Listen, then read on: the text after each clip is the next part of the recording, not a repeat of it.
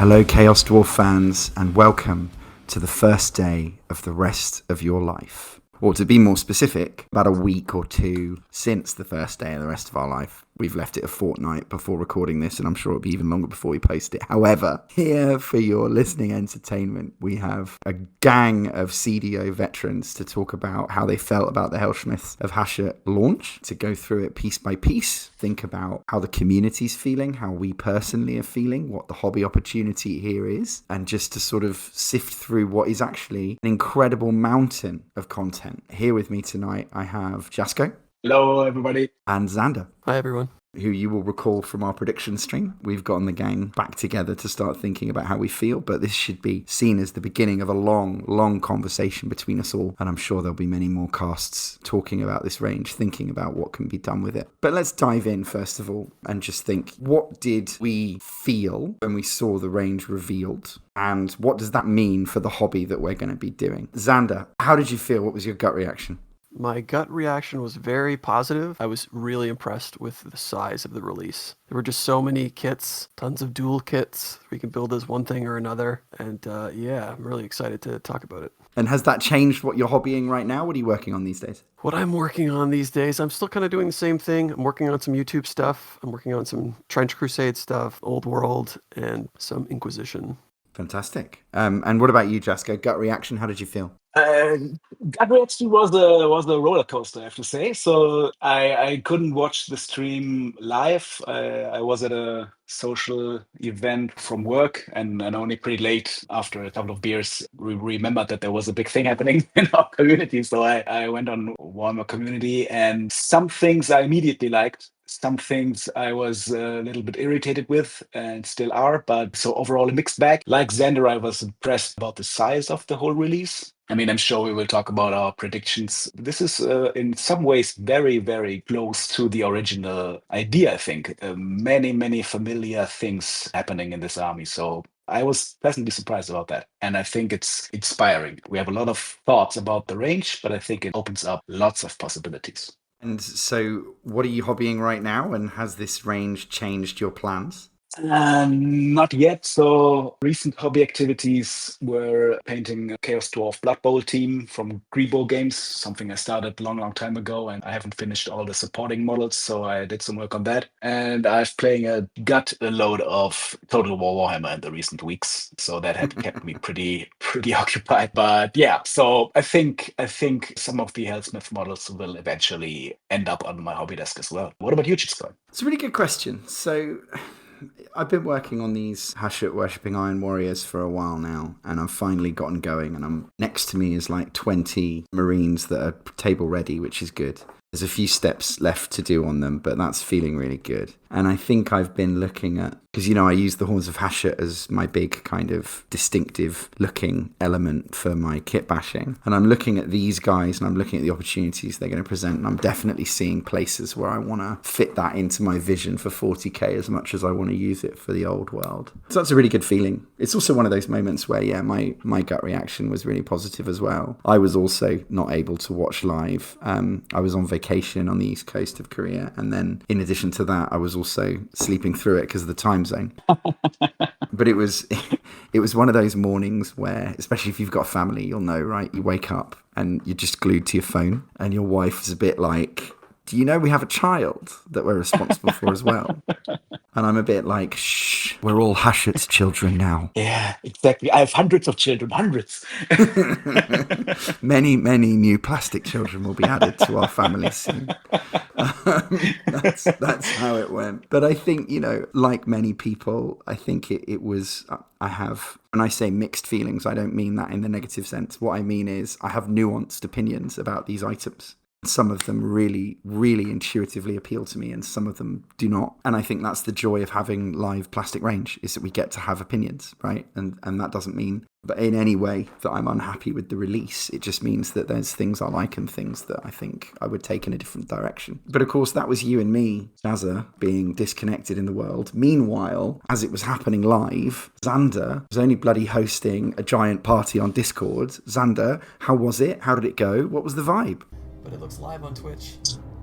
It is live on fellas. YouTube. Here we no! go. Everybody, Here we go. welcome. We are very Here we go, happy to boys. welcome you today Strap in. to the Warhammer preview. Volume up. Hold it stuff a little bit. I'm joined by my friend and colleague Eddie Eccles, and he's our The delight vibe was to host great. the show. I took the afternoon off of work so that I could watch it and sort of do the hosting thing. I want to say we had at least 40 to 50 people. I can't remember the exact number, but everyone was super pumped, super hyped. We were all just watching the stream, and it's really exciting. Everyone was reacting to everything as it appeared, and I just want to say thank you to everyone who took the time to join in. There were some really old forum members in there, like Pyrostick was there, so it was really awesome to just see everyone coming out of the woodwork to see the new reveals. Fantastic. Yeah, and I also think one of the coolest things that I've felt lately is not only has the server on Discord gone past 850 members and is still going, right? Yeah. But I really feel those people. There are lots of new people posting regularly. People with projects that are actually quite old who are saying they're going to start blogs. People who don't know anything about anything and are just excited to play Age of Sigmar and find a fan community. And unlike moments like Forge of the Chaos Dwarfs, where we did get many new members, but not that many of them really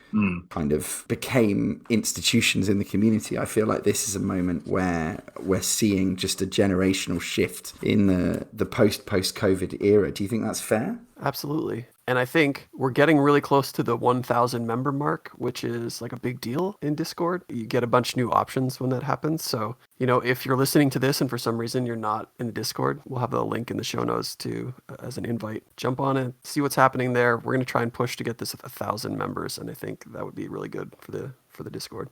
It's just crazy to see it all coming on in leaps and bounds. But then equally, if you're listening to us for the first time and don't particularly understand anything about how any of this works, just stick around, right? You'll make lots of friends. The forum that we refer to is Discourse. You can find it all on dwarfs.com, which is hosted by Xander. You can always just ask anyone you bump into in the community and they'll help you to understand how to blog and who's who and who's got connections and who can help with STLs and all sorts of things like that. And so, yeah, that was the watch party. But because I was structurally excluded from participating in that, I went back to my old roots of polling people. And my last poll blitz happened around about Old World time, pre-Old World. I wanted to see how we were gaming and what systems we were using and whether Old World was a hit. And I think it's fair to say it was. And people are loving it. And so I went back to that well. And I set up a poll that people had been talking about just to get people's gut reactions. And I think the numbers tell the story consistently.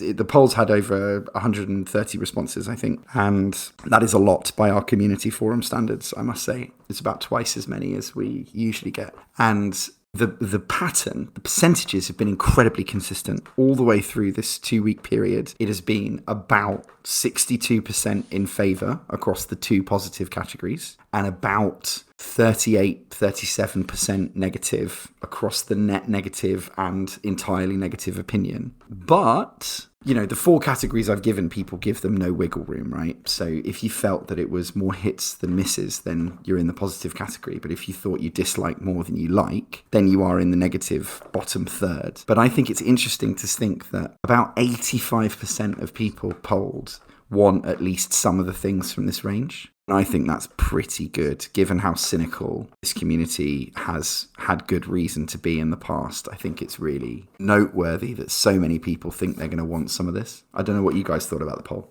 Yeah, I think it's encouraging. I think it's really good to see that much participation in the poll. It shows that tons of people are out there, maybe not even posting, but they're lurking again, which is kind of cool to see. There's 14% of people who don't want any of it. And if I'm thinking about that in terms of any Games Workshop release, that seems very low. Most releases can be quite polarizing, or you just have no reason to buy it at all. But in a case where people have established armies, 14% who are just not going to buy anything, that could just mean they already have a complete army and none of this matches, which that's fine. And dislike more than they like. 24% of people disliking more than they like, that's still pretty good, because that means, like you said, they're probably going to buy at least a few kits and add them to their army, which is about as much as you could expect from a new release like this. Yeah, absolutely. And I mean, I think what we always have to keep in mind is Chaos Dwarfs over the last 30 years have been looking very different in different eras. I mean, the 3rd edition helmet guys look quite different from the big head guys which look quite different from the Legion of Asgore guys. And now the Helsmiths all again look quite different. And we were already split into camps of people who preferred one or maybe two styles over the others. So a fourth one coming in, which does look in some ways quite different. Again, I mean, it's a new imagination. It was completely to be expected that there would be a split. And I'm like you guys, I'm fairly surprised that it's 85% of people at least finding something in them. That's pretty high. I wouldn't have been surprised if it would be the other way around. So I think overall it's quite a success. Yeah, it's exciting, I think, because some of our best people are in that bottom category, saying absolutely not. Yeah, sure. Shout out to Eddie and to Reva, right? Eddie, probably one of our most prolific, one of our admins, but also, Reva, who runs the most popular blog on CDO by a factor of 3. I think for them, there is still nothing about this range gets in the way. There's going to be lots of people working with it, and we'll talk about that. They'll come around once those plastic kits hit the store shelves. I think it's one for an episode of Bits and Chits, I'll say that much, because I think the thing that I'm waiting for, just before we get into the details, I'm waiting for the sprue layouts, and I am a big sprue layout guy. Like, I go to warhammer.com for one reason and one reason only, and that's to look at the sprue layout pictures that they post, and thank God they still do. In parts. Yeah, I think they do less and less, and I find this atrocious. They have to bring that back. I mean, that was the best thing about the old webpage. I hope they will post them. I'm hesitant. Yeah, you might be right. But it's so important because and one thing one thing we wanted to point out before we dive into the content is that the three of us are old world gamers. Fundamentally, we are square based people, and our community has always been a predominantly square based one.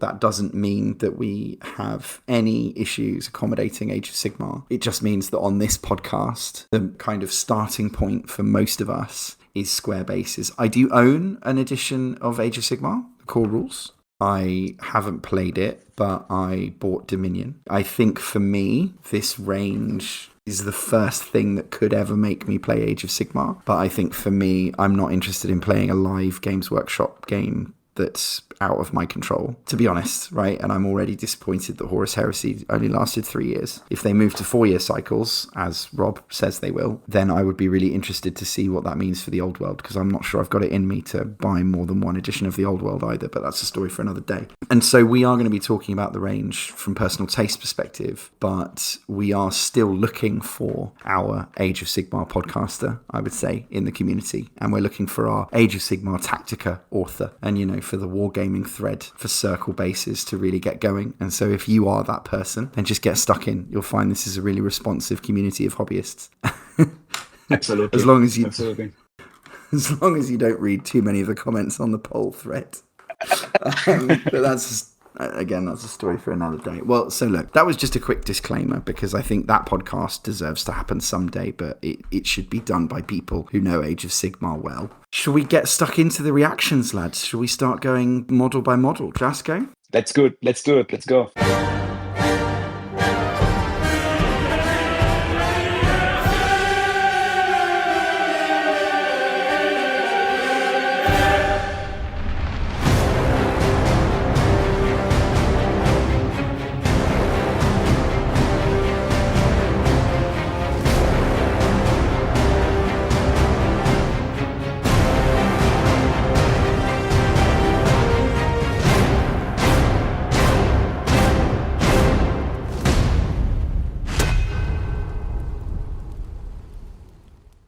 Let's start with the big box, I would say. Oh, that's the first thing which will hit the shelves. Let's start there. Yeah, the Spearhead box, Valrak. Valrak was correct about the contents, basically. So it's about 15 models. I think it's actually 17, but that's counting the Musician Grot and the War Machine as a separate model. So it was pretty fine. I mean, Chitskoy, you were also right that anything on 2 legs, which is big, is a dreadnought for him. So the Dominator engine, I think that's what he was talking about. So we have 10 regular Chaos Dwarfs, a War Machine, a Walker thing, and the character Despot, he's called, are the contents of the Spearhead box. That looks like a good content for a box, I would say. It's a nice spread. It gives you a complete little force, I'd say. It's a good thing. What did you guys think about the contents of the box? I like it. I think, the prediction was right. The other thing that's interesting here is that basically 3 of these units are dual kits. So you can either get the spear and shield or the hand weapon and shield options. You can get the mortar style war machine or the rocket style war machine. And then for the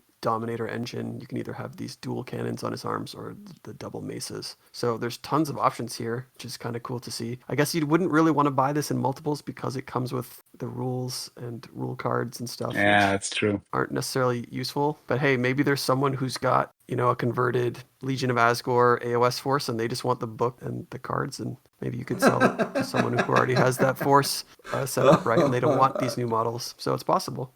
I wish I believed that person existed, but well, if you're a part of the Facebook groups, I mean, one of the Facebook groups is AOS focused, then there's lots of people there who've got really nice Legion of Asgore armies on circle bases. So there you go. Yeah. And I think it's important to remember that this launch product, which if you see in the picture is called the Army Set. So I bought an Age of Sigmar Army Set recently, and I assume it's playable as a spearhead. I'm not sure. I bought the Gloomspite Gitmob one, for obvious reasons, right? I'm into Wolf Boys. And it's more expensive than a spearhead because it comes with a special edition codex. And I think it might be slightly better deal than a spearhead as well. A spearhead is £100 in the UK, or I think it might be a bit cheaper for Age of Sigmar. I know that's what... Let me just double check. It nets out to about £75 from a discounter. This box, by contrast, I expect it will retail for £145. And so it will discount down to 116, 120 sort of price in the UK. If you then apply whatever country you're in to understand that, then that should probably help. There will eventually be a spearhead without the battle tome in it. I think I'm going to buy the army box. And I think the reason I'm going to buy the army box is because it contains the special edition codex. And although I'm not an Age of Sigmar person, I really want to read what they've done with the concepts. I really want to just have that. And I might very well end up buying every Helsmiths of Hashut battle tome when it comes out, just so I can track the lore concepts as they evolve over time. I'm up for that. Do you know what I mean? Even if I don't play Age of Sigmar, I'm up for reading what they're doing with this range. Totally. So I think the Leagues of Votan for 40k, they also sold a few codexes to our community without people necessarily playing 40k, or definitely not the Votan, just because, I mean, there's a strong affinity for dwarfs in our community. And I think somebody buying 2 of those army sets to just have double the amount of models might even be able to sell the codex, the battle tome, to one of the community members who just wants to have it to read up on them. So I would say it's possible. It's likely. Yeah, I think that's fair. Just to correct myself just now, an Age of Sigmar spearhead is £87.50 in the UK, which nets out to about £70. The army launch box might have a little bit more models in it than the spearhead eventually will. It's not clear. Probably, because if I give you an example, the Skaven spearhead is like 20 clan rats, 3 storm vermin, and an artillery piece. But on the other hand, it is those 4 units, right? Leader, infantry, artillery, big thing. So potentially we are looking at the spearhead. We'll just have to find out. Personally, I would recommend that people buy the launch box just because it's only going to be on sale once, but that's just me. I'm pretty sure they said in the preview show on the community article that the army box contains a complete spearhead, or the models in the army set are but that might be more than a spearhead. But we will see. Eventually, I guess the models will come out individually, so it's fine. Yeah, and we'll talk about the models individually, but I just want to point out a couple details inside of this image they've shown for what's the contents here. You can see there's this hexagonal pattern that shows up. The War Despot is standing on this hexagonal plinth. Just above him in the background, they seem to have these storage containers / maybe energy containers that are hexagonal as well, with this orange, I don't know if it's a substance or what it is going on in there. And there's some other hexagonal things that show up here and there. So I just wanted to call that out a little bit. It's a good shot. I mean, even in the Dominator engine, I mean, the arms and the legs, you're right about that. There's lots of hexagons. It's true. They've got these pillars. Yeah, the pillars too, exactly. Also that shape. And you can also see there's this bull icon that's right in the center of this. Maybe it's a ziggurat. I don't know exactly what this building is, but it could be a cool ziggurat.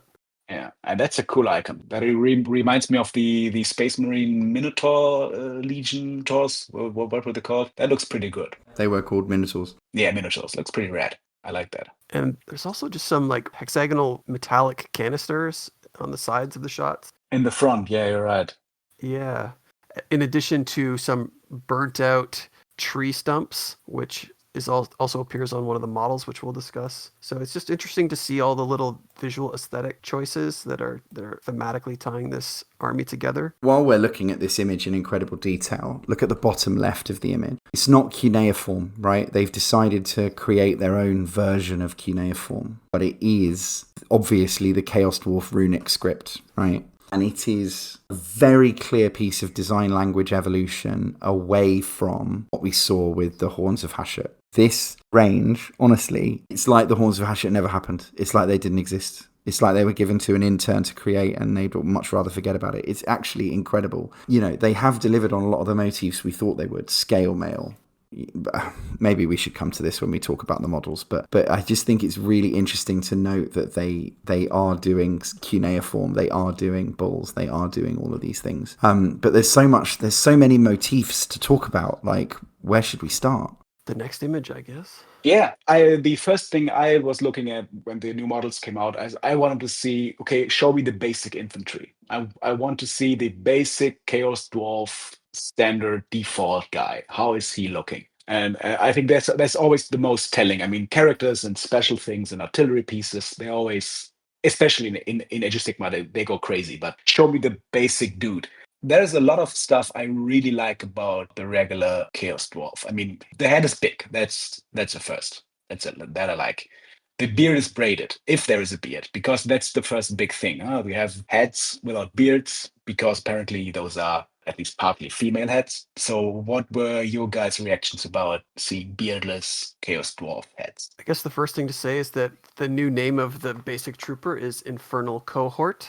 Yeah, that's right. So that's a new name, but it's still got that word infernal, which is kind of cool. I think for me, I was really worried about other things being dropped from the range. And I know that I talked about this before, but like curled beards, I was really worried they were going to get censored for being an ethnic characteristic. And they're here in full. And I think it's magnificent. Full, half? I would say the beard length is quite short. I think that's okay. I'm not too worried about it. If we want longer beards, we can add them ourselves.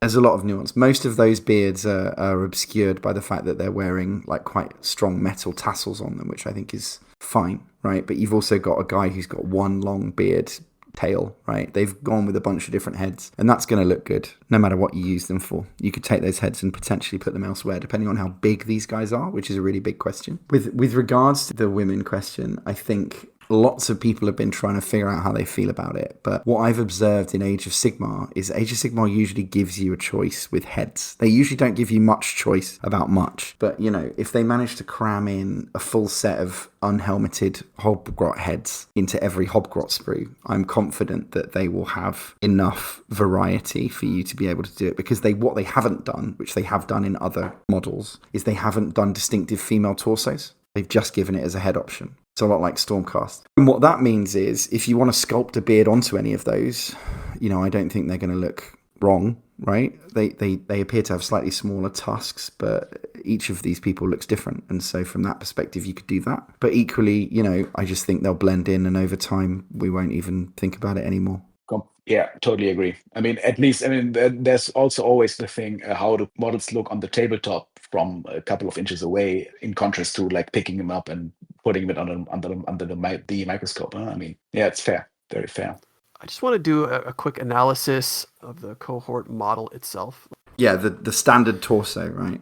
Yeah, so we'll leave the head aside for a second, but like if we take a look at everything but the head, because I think a lot of people are getting hung up on the faces and the heads, I think the armor looks fantastic. I think you've got a breastplate with these really angular shoulder pads, looks really nice. And they've sort of elevated their design to have a bit more aesthetic in the sense that they have these big puffy sleeves, which at first I was kind of like, but it's kind of growing on me for the regular troopers that they seem very well put together. Like this is, you know, almost an expensive suit of armor that they're wearing. They have this fancy sash. They're wearing gauntlets, which is really cool. It's not just gloves, but like they're super heavily armored with these gauntlets. I think the mail on their skirts looks really nice. Again, we've seen this hexagonal scale with a crease down the center of it. It looks really similar to how many people were converting Chaos Dwarves in the 7th edition, 8th edition days. Like, if you took the head off this model and just look at everything else, it's maybe aside from the sash or the belt sash. Everything there looks a lot like how people were converting old like fantasy Chaos Dwarves into Chaos Dwarves. And I think that's really interesting. And they've got, again, armored feet as well. So like the armor is like super heavily armored, which I think is really nice. The shields are interesting. They're somewhat hexagonal, but not quite. They're a lot more elongated, rectangular. Sometimes they come to a point at the top and sometimes they don't. So it kind of looks like a hexagon a little bit. And they're also carrying swords, right? And not axes, not hammers, not something we normally associate with dwarves. But I think the swords are actually kind of cool. They're almost like a combination of between like a Roman gladius and like something else with like, you know, a different top to them. So I'm kind of digging the weaponry. I was just wondering what you guys thought of the weapons that came in this kit. So look, the biggest thing they've gone with is demon power. The Demons are Spicy Batteries meme has been ascended to reality, and now most weapons are magically empowered by a demon, or certainly the big ones. So if you see the lady in the bottom front, she has got a demon in her axe. If you look at the standard bearer, he has got a demon plugged into his standard, right? And this is where the big debate about glowing green versus magma aesthetics comes in. But fundamentally, thick, chunky, blunt-headed swords, they feel good. They feel dwarfy. Do you know what I mean? Tower shields, they feel good. They feel heavy and dwarfy. I would probably say, Xander, that barring the scale mail, it's almost too leathery on the top half for me. They don't feel like Infernal Guard style massive metal guys. The puffy sleeves really take the edge off a little bit and put these guys in classic Chaos Dwarf warrior area. But I think the truth is the models that these are least similar to are the Forge World era Infernal Guard, right? These, for all they're called Infernal cohorts, these are an update of the 1994 range, not an iteration of the Legion of Asgore, and I think that's really noteworthy. I don't know if I agree. There. I think the fact that they have armored skirts, armored feet, armored hands, that's all very Legion of Asgore. Yeah. Honestly, if you take out the head and put in one of the Legion of Asgore heads, I think it's going to fit pretty close.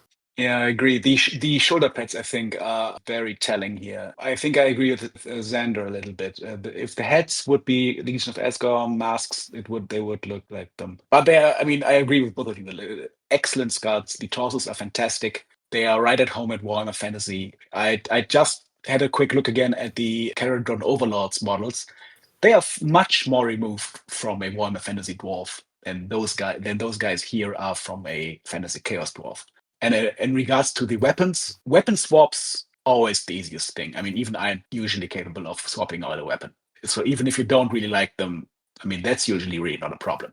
But I agree, they are stocky, they are dwarfy, they are mean, they look. I don't want to see the sharp end of it, definitely.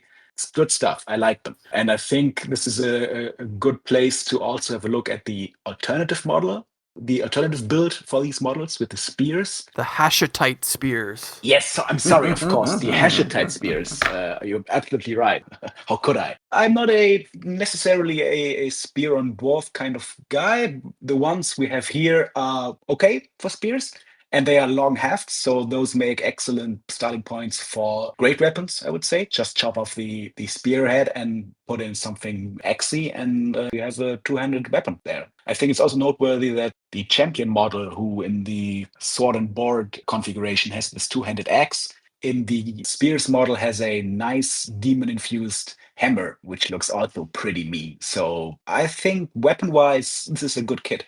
And when I'm looking at the face between these two champions, they have the same helmet, but one's the female and one's the male. So my prediction is going to be, in terms of sprue layout, is you're going to see just the face component be different, I think, and then you just put in either the female face or the male face. And so that could hold true across the other heads as well. That's true.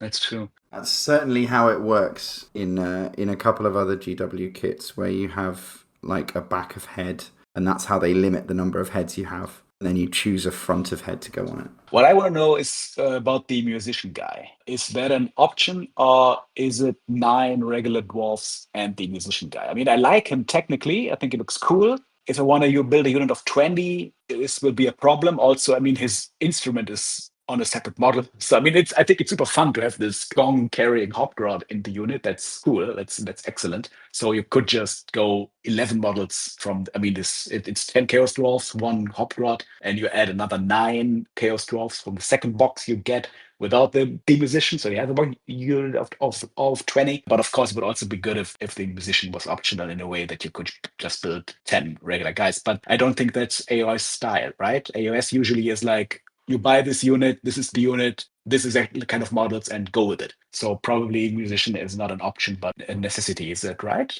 Yes. Yeah. It's not an upgrade. But he's cool. He's unique, right? He might be useful for a crewman of some kind or something else. I think there's going to be other box sets which we'll look at, which will be able to provide extra people if you want to make it your 10th guy or your 20th guy. So questions for you. How do you guys feel about the Demon Fuel Orb aesthetic? What do you think? You like it? I think it's okay. And I think everyone's getting hung up on the fact that they're green and that looks like warpstone. You know, if you're going to make it green, you should have just called it warpstone at that point. I think probably like a fuchsia or purple would have been better, but they already had purple in their design, so I don't think they could have went that way.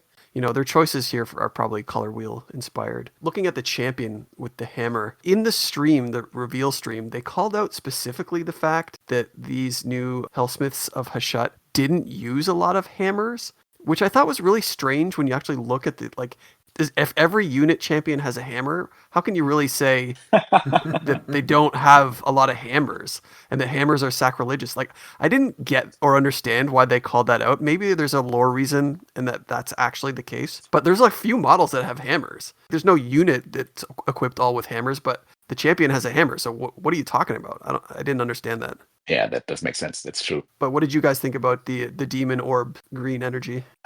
So when I said earlier that it was kind of a roller coaster, that was part of it for me. So I got a slight Necron vibe with the green and these weapons. I was like, okay, that's a bit Necron-y. And I was like, I don't know if I like it, but then again, it looks cool. And it's always possible. I mean, we come later to some digital kit bashes and recoloring. If you just paint this stuff metal, it's just part of the weapon and it's just ornament. It will just fade in the background. If you choose another color, whatever is your accent color of your army, if it's red, if it's blue, whatever, it will look different. It's exactly like you said, Xander. It invokes images of warpstone, but that's not necessary. So just paint it metal and it's gone. If you really don't want it, you don't have to have it. It's fine, I think. Yeah, for me, you just paint it magma effect. It feels fine. It feels good to me, but you have to be the kind of person that looks at a model and sees that. And I think, you know, GW's paint schemes have become very prescriptive. Looking at the Gloomspite battle tome that I got with the Wolf Boys set, they only offer one paint scheme in that whole book. And that's their Codex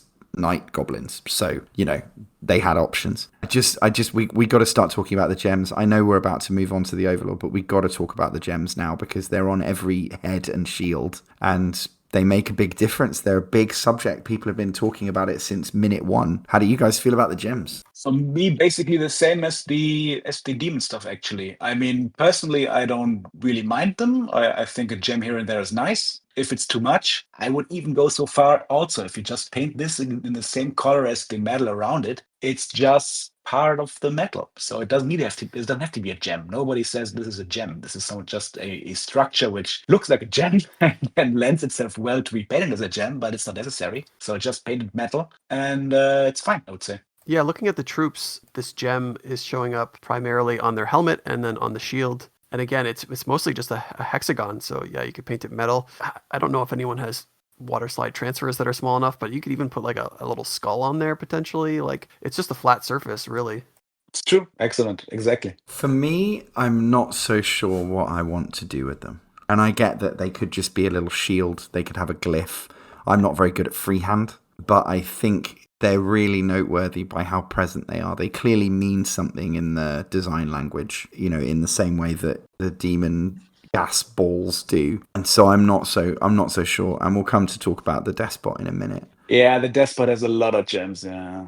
Well, we'll talk about it. But I think I like the tower shields. I think they've got faces on them, which is fun, and the faces match to the dwarfs, which is something that they did with the Cruel Boys infantry as well, which I think is just a fun little touch. And then I think, they're big, they're imposing. This is heavy infantry. These guys will read as Chaos Dwarfs from whatever era you want, as long as you like them. Are there any other details we want to call out? The gong bearer, not the Hobgrot, the musician himself. His helmet, that to me is more of a unit champion helmet than anything else in the kit. That is the best bit, in my opinion. And he is a perfect crewman in some ways. But his horned helmet is like exactly what I was hoping for.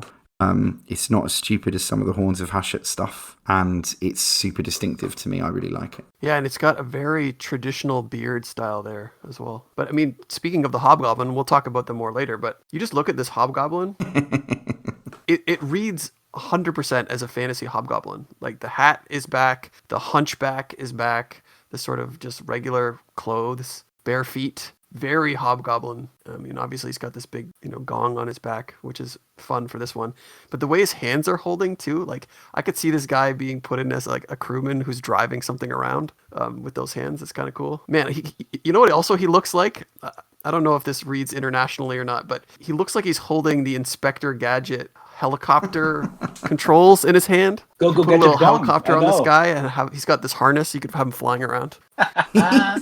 That's the best idea Nice. I've ever heard. And I think also look at Excellent. that nasty dagger he's got sheathed, right? That guy, I love it. And I also love it because it sets such a manifesto for these Chaos Dwarfs have Hobgoblin slaves, and they are not retconning a single moment of how unpleasant that job is, right? Look at him. He's miserable and furious at the same time.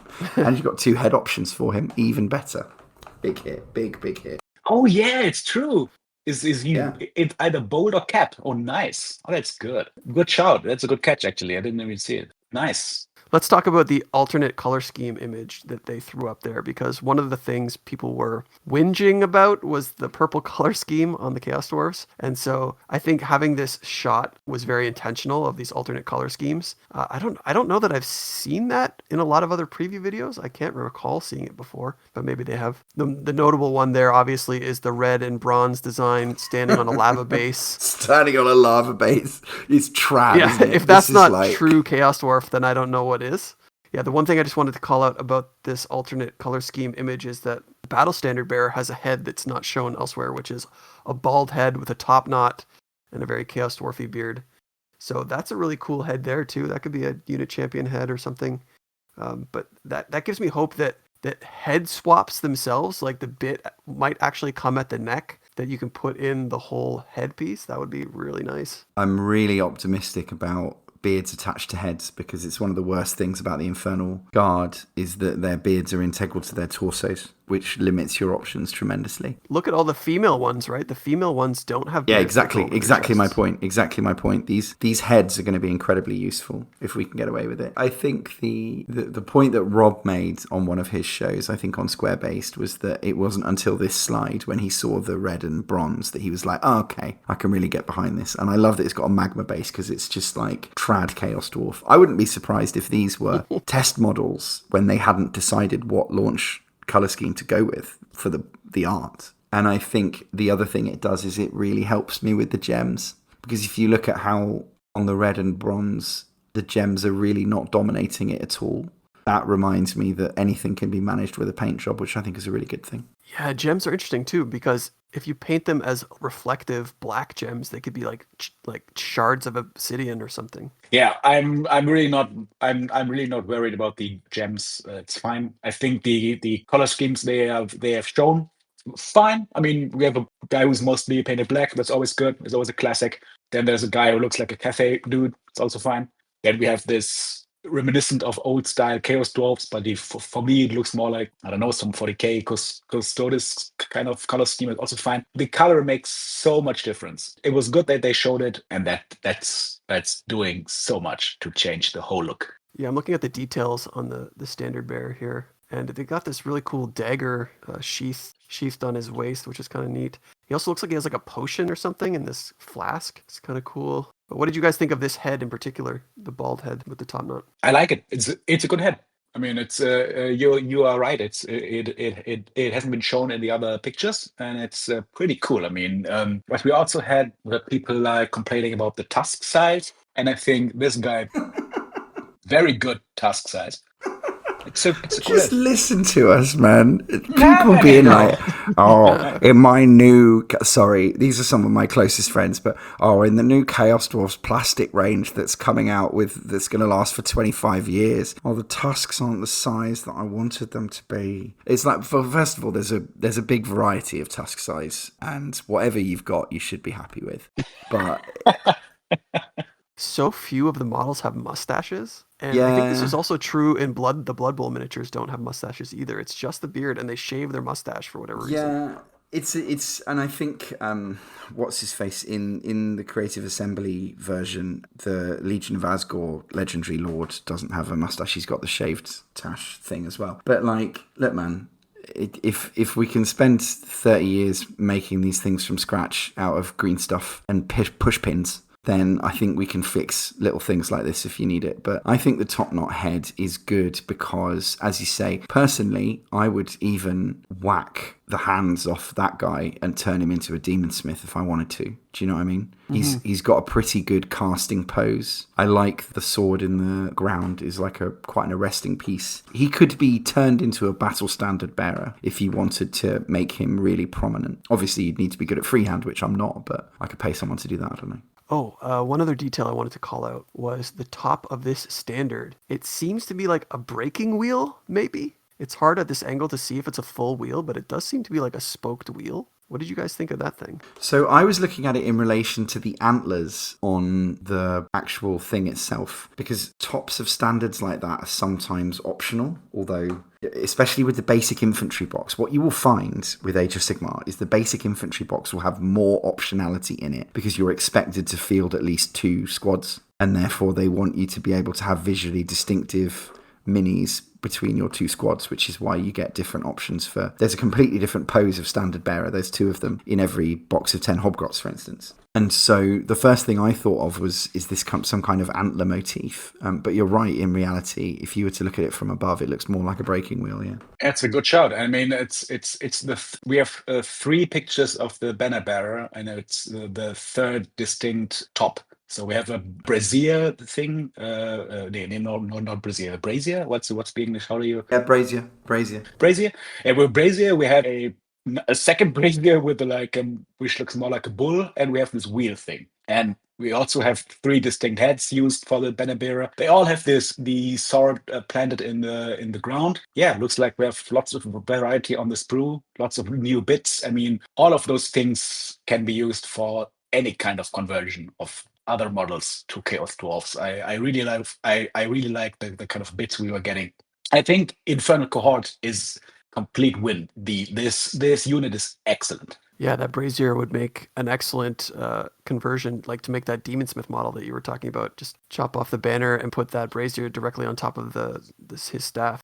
Exactly. It couldn't be easier. I mean, definitely. This is a utility kit, is my general steer, right? I think that this is the kit where you're probably going to buy N+1 of these boxes just to top yourself up, give you options, things you can work with, things you can do. The biggest question I've got is how do they scale against other stuff? And that's a question you ask about the whole range. But I think this is the new Chaos Dwarfs utility kit, and these bits are going to show up in project after project. Not just the vanilla miniatures, but people are going to do stuff with all of the things they've got left on the sprue. And that's exactly where you want to be as a hobbyist. Yeah, in summary, I think it's just the same as you guys. I think it's like a perfect starting point. I really like the armor. I really like the skirt. I like that he's got gauntlets and he's got the feet armor as well. I think it's just a perfect starting point. And if it really disconnects at the head, which it really seems like it does, the conversions will be so easy. Just a head swap will be so simple. I really hope so. I mean, I really hope for separate heads, and I hope for not this kind of left foot, right hand disconnected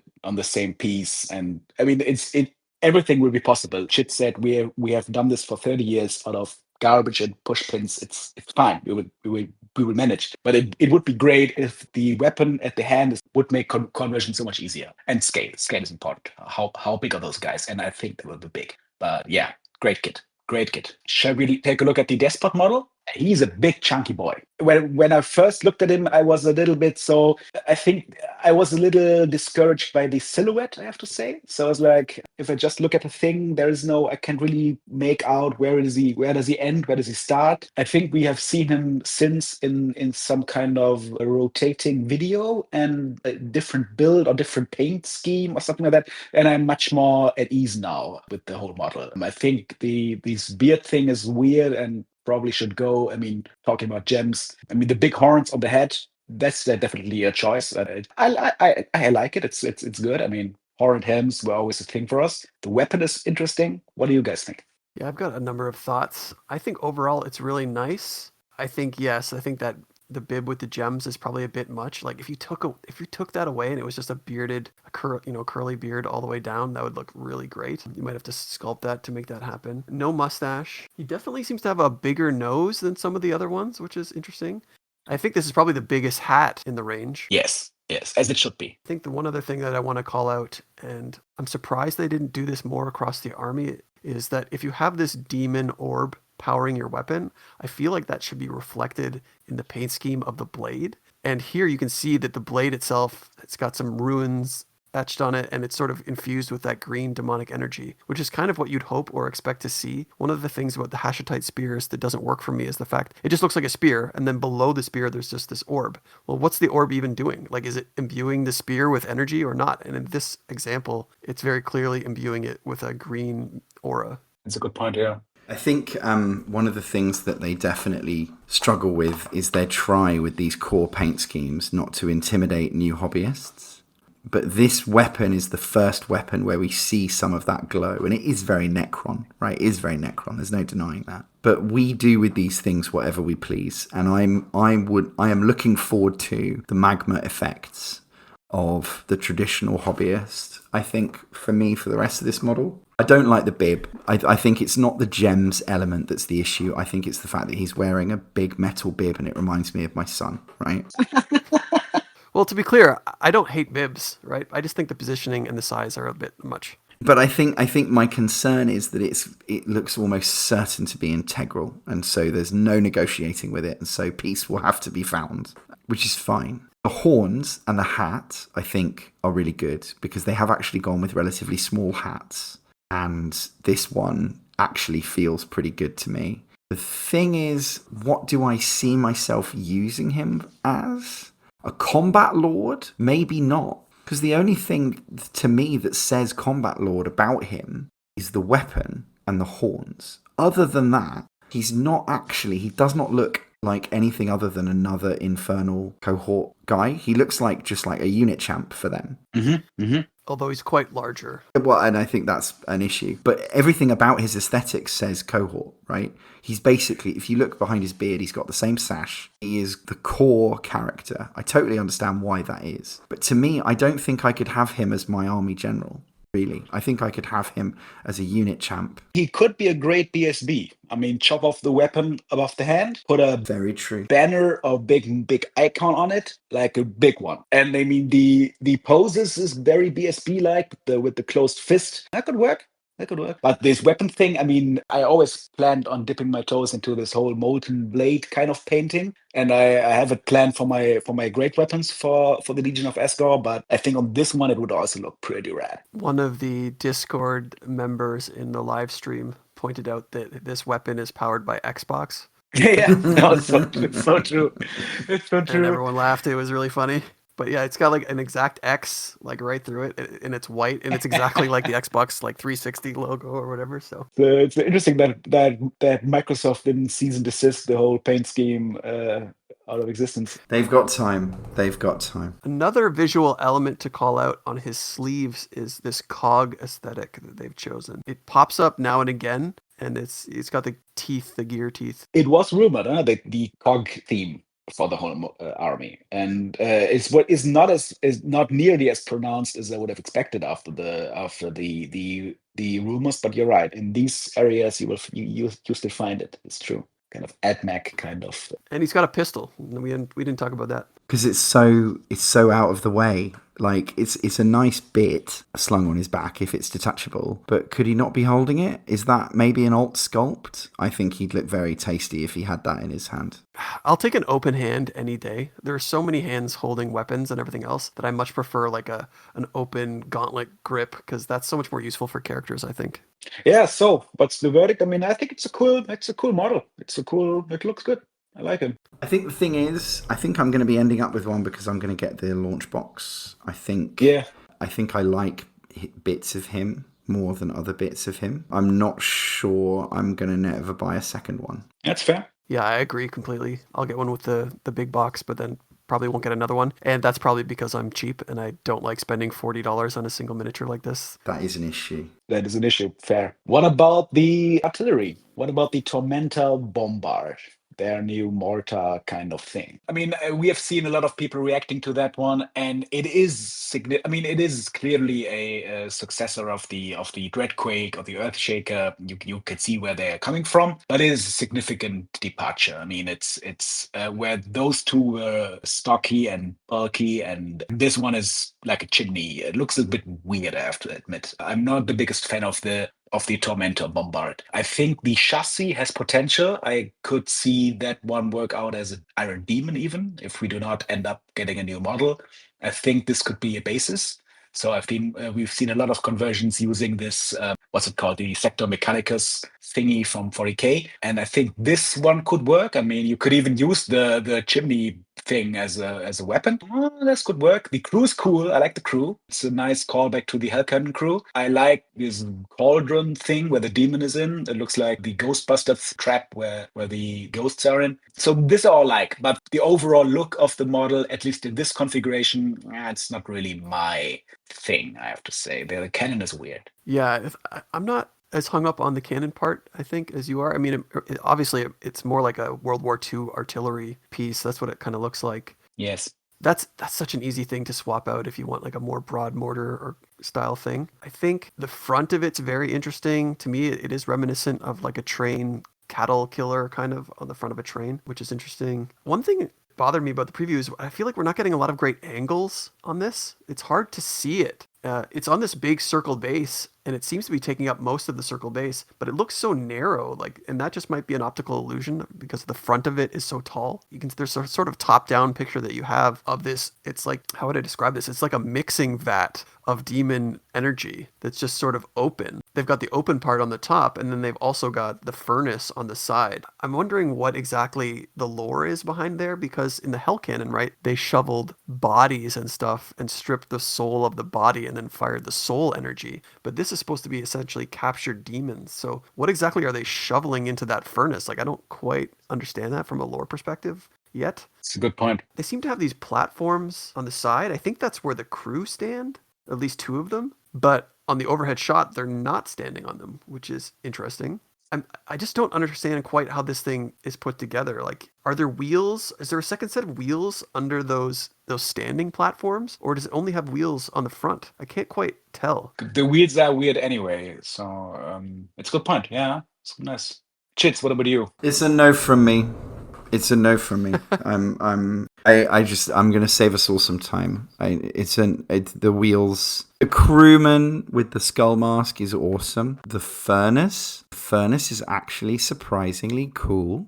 I actually believe that this in time will become a utility kit in the hands of our most talented converters. I think if Reva was here in spirit with us and not ideologically opposed to this range, which he is, he's a naysayer on this range. If he could see past this, I think he could do some really special things with it. None of those things have anything to do with the front of this model. Yeah, that's a good point.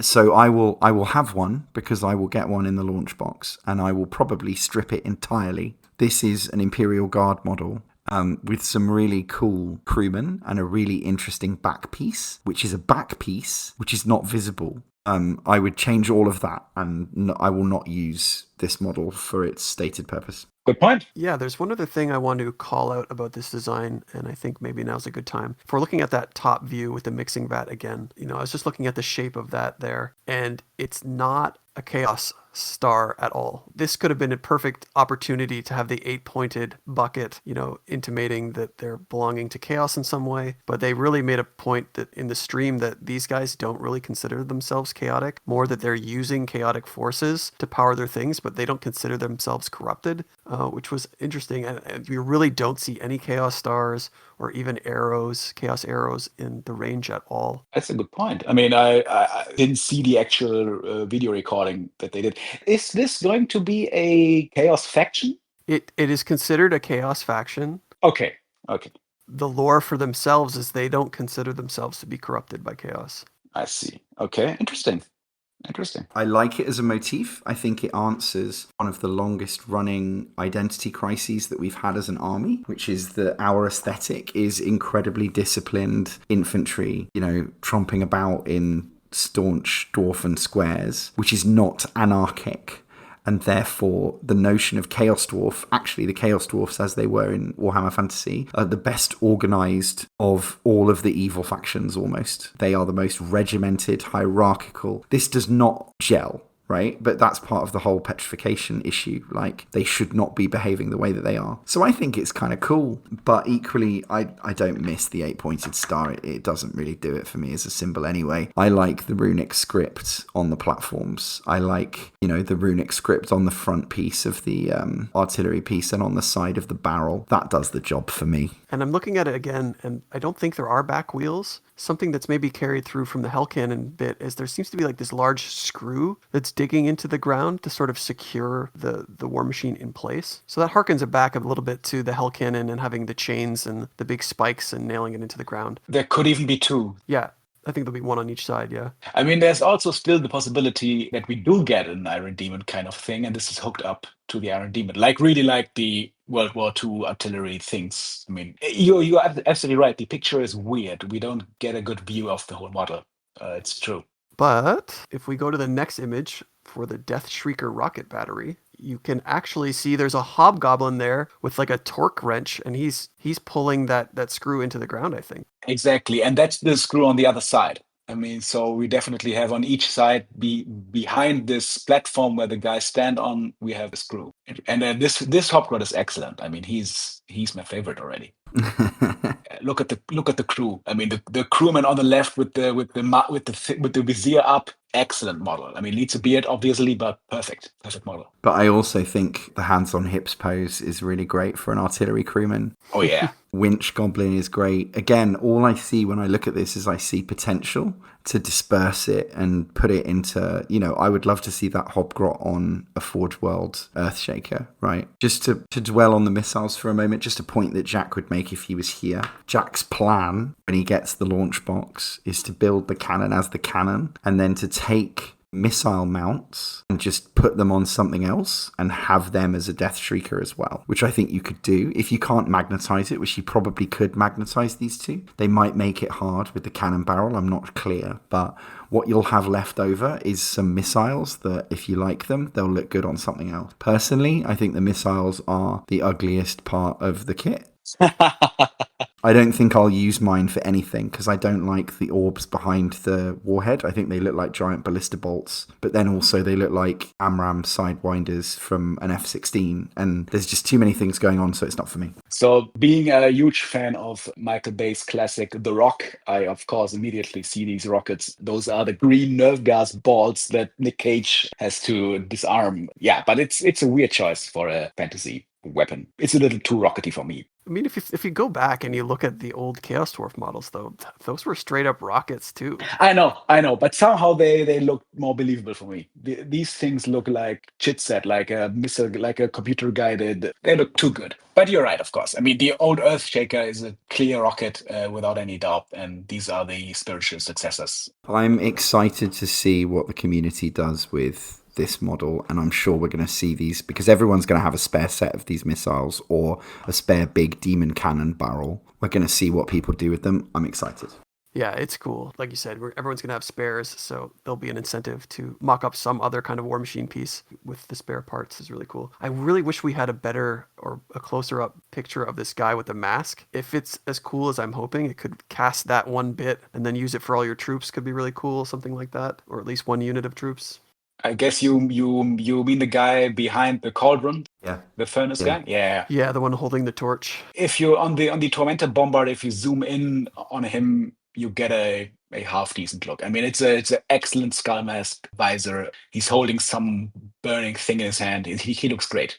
He's really, really cool. Yeah, he's pretty cool. I mean, it looks a little undetailed when I zoom in on it. That's why I want to get a closer look at it. But man, if it is good, like honestly, casting that one head with its beard, because it seems to have a nice beard that's unobstructed with like a bib or whatever. But man, having that head over and over again on a unit of 10 guys or whatever could be really cool. Oh, he would look. I mean, that head would look excellent on the blunderbuss guys, if you ask me. Oh, that's a good look. Oh, damn, that's a good idea. Oh, boy. Or the flamethrower guys. Like, it kind of makes sense if you have a mask when you're, wielding a flamethrower or something. Exactly. Makes sense. Makes sense. But we will come to them. All right. So then we have Dominator engine with immolation cannons as the apparent default configuration. This is Valrok's Dreadnought. He looks to be above ogre size, a good chunk above ogre size. Is a mechanical construct. The arms are cannons. The legs are strange, if you ask me. When I look, I mean, I'm always, if I see I'm not the biggest fan of barrels as arms. As a general concept, I always think that looks weird. This guy is strange. I mean, the belly is cool. The dwarf mask in front of the belly is weird. The head is cool. The flames on the back are cool. The legs are awful for me. Much too short, much too weird. The barrels are cool, but not as arms. So in the end, I'm still not sure what I should make about this model. Strange for me. At least in this configuration. What do you guys think? What did you think when you saw it first time, and what do you think now? Yeah, I think the first thing everyone notices are how short the legs are. Yeah, the legs are short. It makes a lot of sense why the rumors indicated that he was a dreadnought. I mean, look at his knees. The knees look 100% 40k dreadnought. And how is he supposed to walk? I mean, there's not even a joint between the leg and the torso, isn't there? I mean, right? Where are the calves of his legs? How is this thing walking? Is it such a strange model? We'll come to the digital kit patch that I made later, but hopefully there's a fix that's already within the box that won't require too much work. Yeah, looking at the details, though, again, we see some hexagonal plates here and there. I like all the demon-infused stuff. There's multiple options, which we'll see in a second. There's lots of runes on his armor, which, again, they haven't really done much with on this one or the artillery piece. But having glowing runes obviously would be really cool. The biggest thing for me is the fact that this is essentially the Chaos Dwarf Kollossus that was spoken about in the Grudgebringer novel by Gab Thorpe. And the first thing I did when I saw this is I went back and dug out my Grudgebringer novel and looked up the lore and just wanted to compare exactly how that was depicted in that novel. If you're unaware, if you don't know about the Chaos Dwarf Kollossus, it was right around the same time as the Storm of Chaos when the Hell Cannon was a thing. And in the book, they describe this army of Chaos Dwarfs that includes a Colossus, and they described it as a great mechanical giant belching smoke and fire, the air around it shimmering not just with heat, but with diabolical energy, plated and riveted iron, and fashioned in the shape of a great bull-headed man. The infernal machine was rocked back as a cannonball struck it in the midriff, leaving a tearing gate. So they describe it in the book. There's more. You can check it out. I'll leave a link in the show notes. I've got the full blurb of the description of the Colossus, but essentially that's what this is. It's got the bull head, and it's diabolically sentient, and it's not crewed by Chaos Dwarves like the Colossus is, but to see this come into being is really kind of cool. I mean, I have my own Chaos Dwarf Colossus conversion that I made, and it's not too dissimilar from this kind of thing. So it's kind of cool to see this actually happen. Jits, what do you think? Exasperated sigh. So I agree with you on the gun arms. I don't like gun arms either, but that's not the fault of the model. Those are some good-looking guns. They're just not arms. How do you feel about those arms for using in place of like the big long cannon chimney in the artillery piece? I've got to see the sprue layout. Yeah, the scale will be important there. We have a digital mock-up that Grusk did. I put it up. It looks immediately better. So I would say two things. I want to get rid of the wind chimes. You've both been very sportsmanlike in not mentioning them. They're not chains. They're not anything. Why are they there? They're not moving with him. They're just hanging down. They're not anything. I'm getting rid of them, right? Yeah. Replace them with actual chain. I honestly, just some jeweler's chain, so cheap, so easy. so much better looking than whatever that is really supposed to be, because they could easily have just been chain, right? And I would have gotten it. It would have made sense. I like the legs. That's my problem, not yours. I like the rune carved nature of them, and I like the hooves. The thing I don't like about this is the midriff and the crotch. I think the pot belly for the brazier kind of doesn't make sense, and I think the dwarf face doesn't make sense twice. The face crotch. That's what everyone seems to call it. The crotch face. I love the billowing smoke. I even love the brazier concept. I love the torso. I love the head. Or when I say the torso, I mean the upper chest. I love the legs. But I do not think this model, when I am finished with it, will look the way that it looks currently. I think I will probably cut this up and use it to spice up something in my 40k project. Because the other thing I think is that I could not credibly put this on, even though you've just read chapter and verse, Xander, this just doesn't go with my Chaos Dwarfs. It's too 40k for me. Yeah, the question stands: what are you using it for in the fantasy setting, right? I mean, it's obviously could be a Kadai destroyer technically. I mean, it's maybe that small, but fine, it works. It could be an Iron Demon. I think that's what people are saying. If Jack does his project, I think it will end up being an Iron Demon because it's a charge item made out of metal. And it would be credible for an opponent to look at that and be like, that's the thing that I don't want to charge me, that's going to take quite a bit of damage to destroy it. And it's got 2 cannons for arms, which, the Iron Demon has 2 cannons, so... It fits relatively well. I hope that I can surgically remove that brazier and use it somewhere else, but I also hope that I can surgically remove the face. The wind chimes will be easy. I'll just snip those off, no problem. Job done. In the version with the Bane maces, let's not call them just maces, they're of course Bane maces. It's a different head, and I like this head. It has a bull ring that looks cool. It has this flame thing on his brow, which looks cool. The horns look better, I think. I like the arms. The maces, fine-ish. So I like it much better with the maces, I have to say. Legs are still weird, but Xander has, as he already said, a great work to fix the legs and the surplus cannon things. So that might actually work. So I think with the maces and then just use it as a destroyer, I would be fine with it. I mean, it's good. I mean, destroyers are described as all manner of things and definitely can be. I don't need to tell you, Chits, you made a whole podcast about the different kinds. And yeah, a metal construct with a demon inside definitely works as a Kadai destroyer. So I think this is what I would use it for. I really like the maces. I love a flanged mace, so I'm biased, but I like it. I even think the face crotch on this one is less bad. And I also just want to shout out the flame sculpting because I really love that as an aesthetic. It's hard to paint, but when you learn how to do it, it's not that bad. And it's really immersive and cool. And I can't wait to see it done up with proper magma fire. Because I think, personally for me, if I had 2 of these, I would give it 1 gun arm and 1 mace. Oh, interesting. Classic Dreadnought loadout. Classic Dreadnought. Well, I mean, it totally reads as a Dreadnought, right? But that's what's going to happen. That's where it's going to show up in my collection. I don't think this is my Kadai Destroyer because I've got the Russian alternative one, and that's the definitive one. And in terms of the brazier, the face, there's 2 separate face components for the crotch face.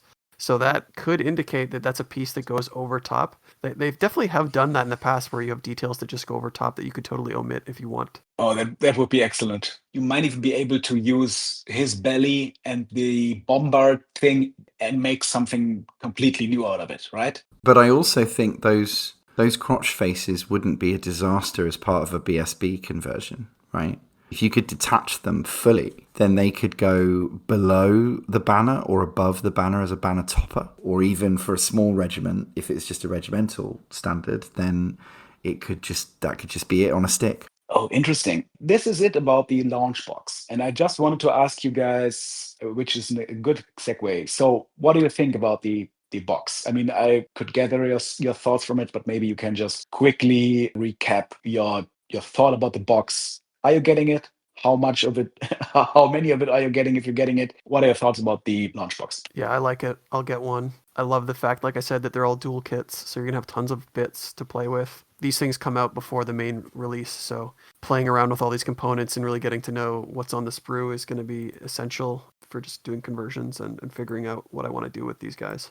Yeah, great. What about you, Chits? I will definitely buy one. I think in another world I would have bought two, but I don't think it's going to be that good of a deal. And I also think that I've got a lot of backlog to work on, but I think I'm probably going to cannibalize almost all of it. I don't think any of it is going to end up on an old world base for me, but I'm looking forward to seeing where these bits can pop up in my other projects. And I'm looking forward to seeing certain key figures become unit champs or even army heroes. And I'm thinking skull-faced crewman, I'm thinking the musician from the infantry box and so forth. And then I'm really looking forward to reading this battle tome, even though AOS lore has not done it for me and I've never finished an AOS novel. I've started 3. They've all been interminable. Look, even if I hate it, I'm still going to read it, and I think it's a product for me. I'm buying it. Perfect. To be completely honest, I was on the fence with the box. My backlog is ridiculous. I really don't need any new model ever, period. But talking and looking at all the models, talking about it with you guys,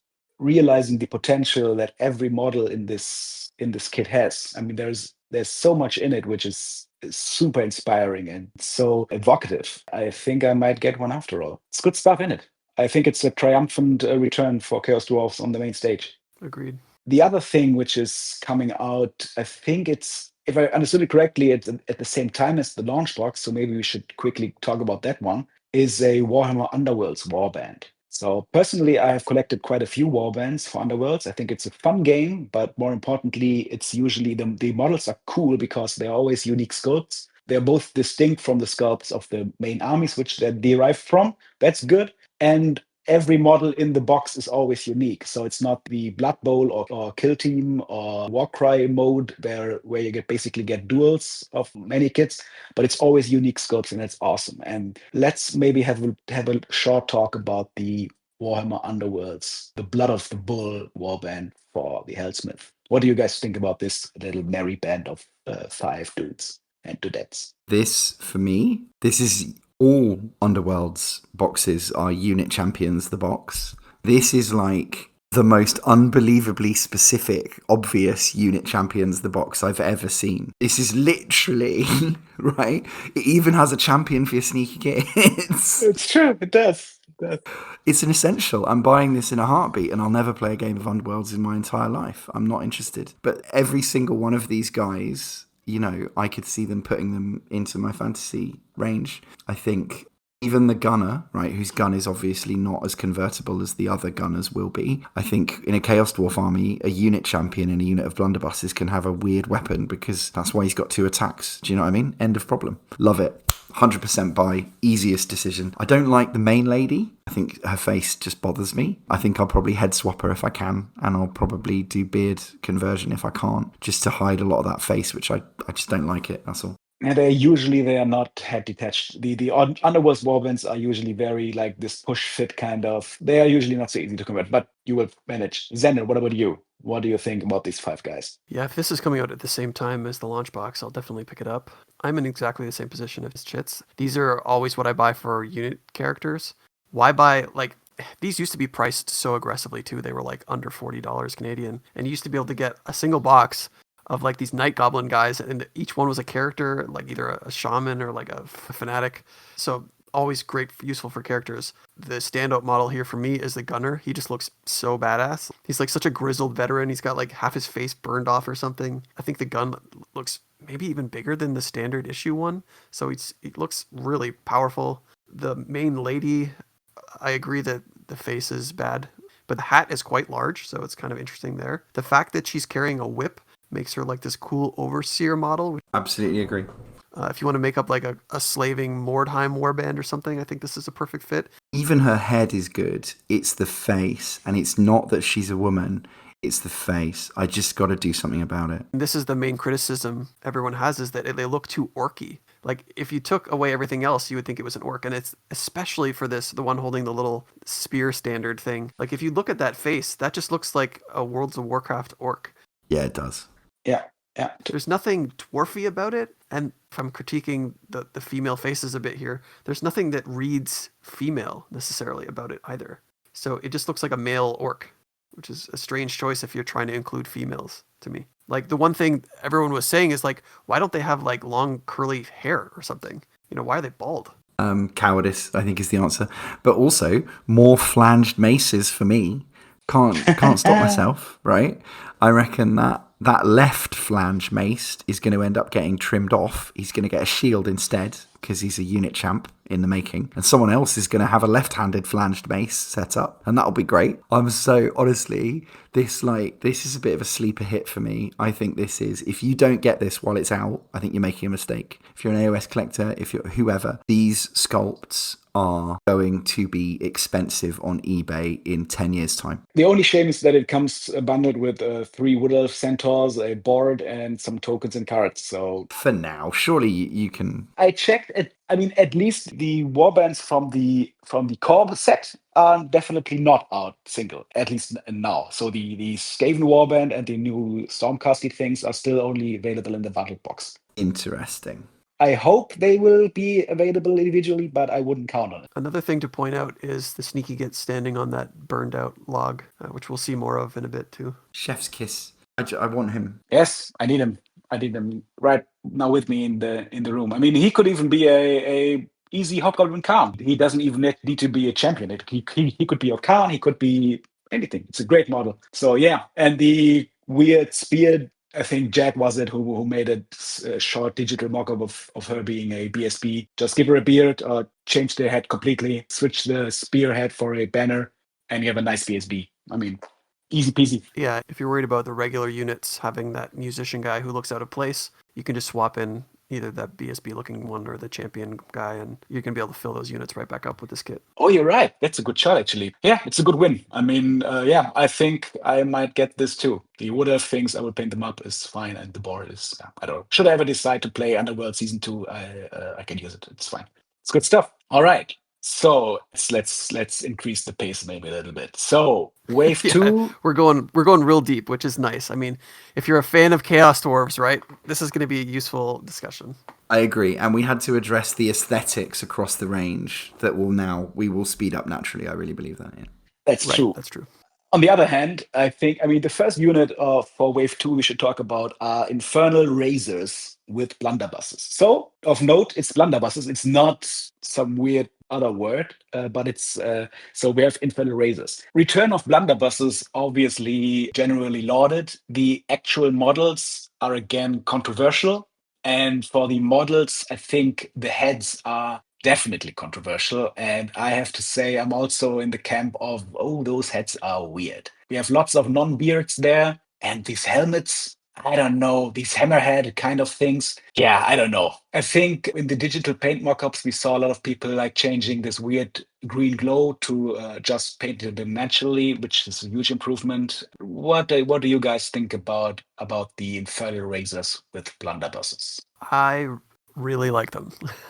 Controversial take, but I mean, I don't look at things the same way as everyone else, right? I don't take everything at face value. Like, sure, some of the faces don't have beards and they're not the greatest. The hammer helmet thing is kind of weird, but none of that bothers me. You know, I'm someone who customizes every single kit they get, not just when I need to. What the standout things to me are really the following: these have bare arms with gloved hands, skirts that have mail on one side, which is kind of interesting, and they've got metal, armored feet.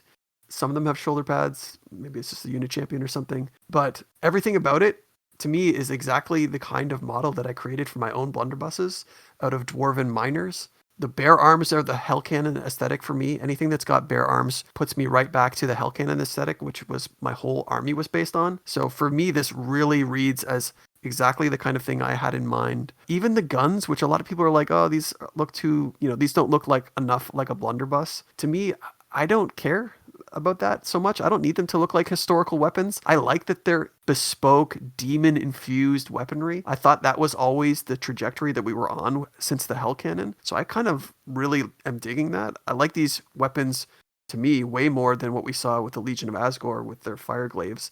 I was never a huge fan of the fireglaves. So I think these are better all around than the fireglaves. And I just really like the bare arms, the skirt, the mail. The heads, like you said, we can replace with whatever we want. So I'm not too worried there. And the fact that we've got these female heads and non-female heads, and if you look, the bodies look identical between some of those. I think we're going to be able to take these heads off, pop on whatever we want. And I think these are going to be really, really nice. Excellent. Chits, what about you? It's a no from me. And I'm not gonna. No, it's just the whole thing doesn't add up for me. And the point that I'll make is actually quite perpendicular.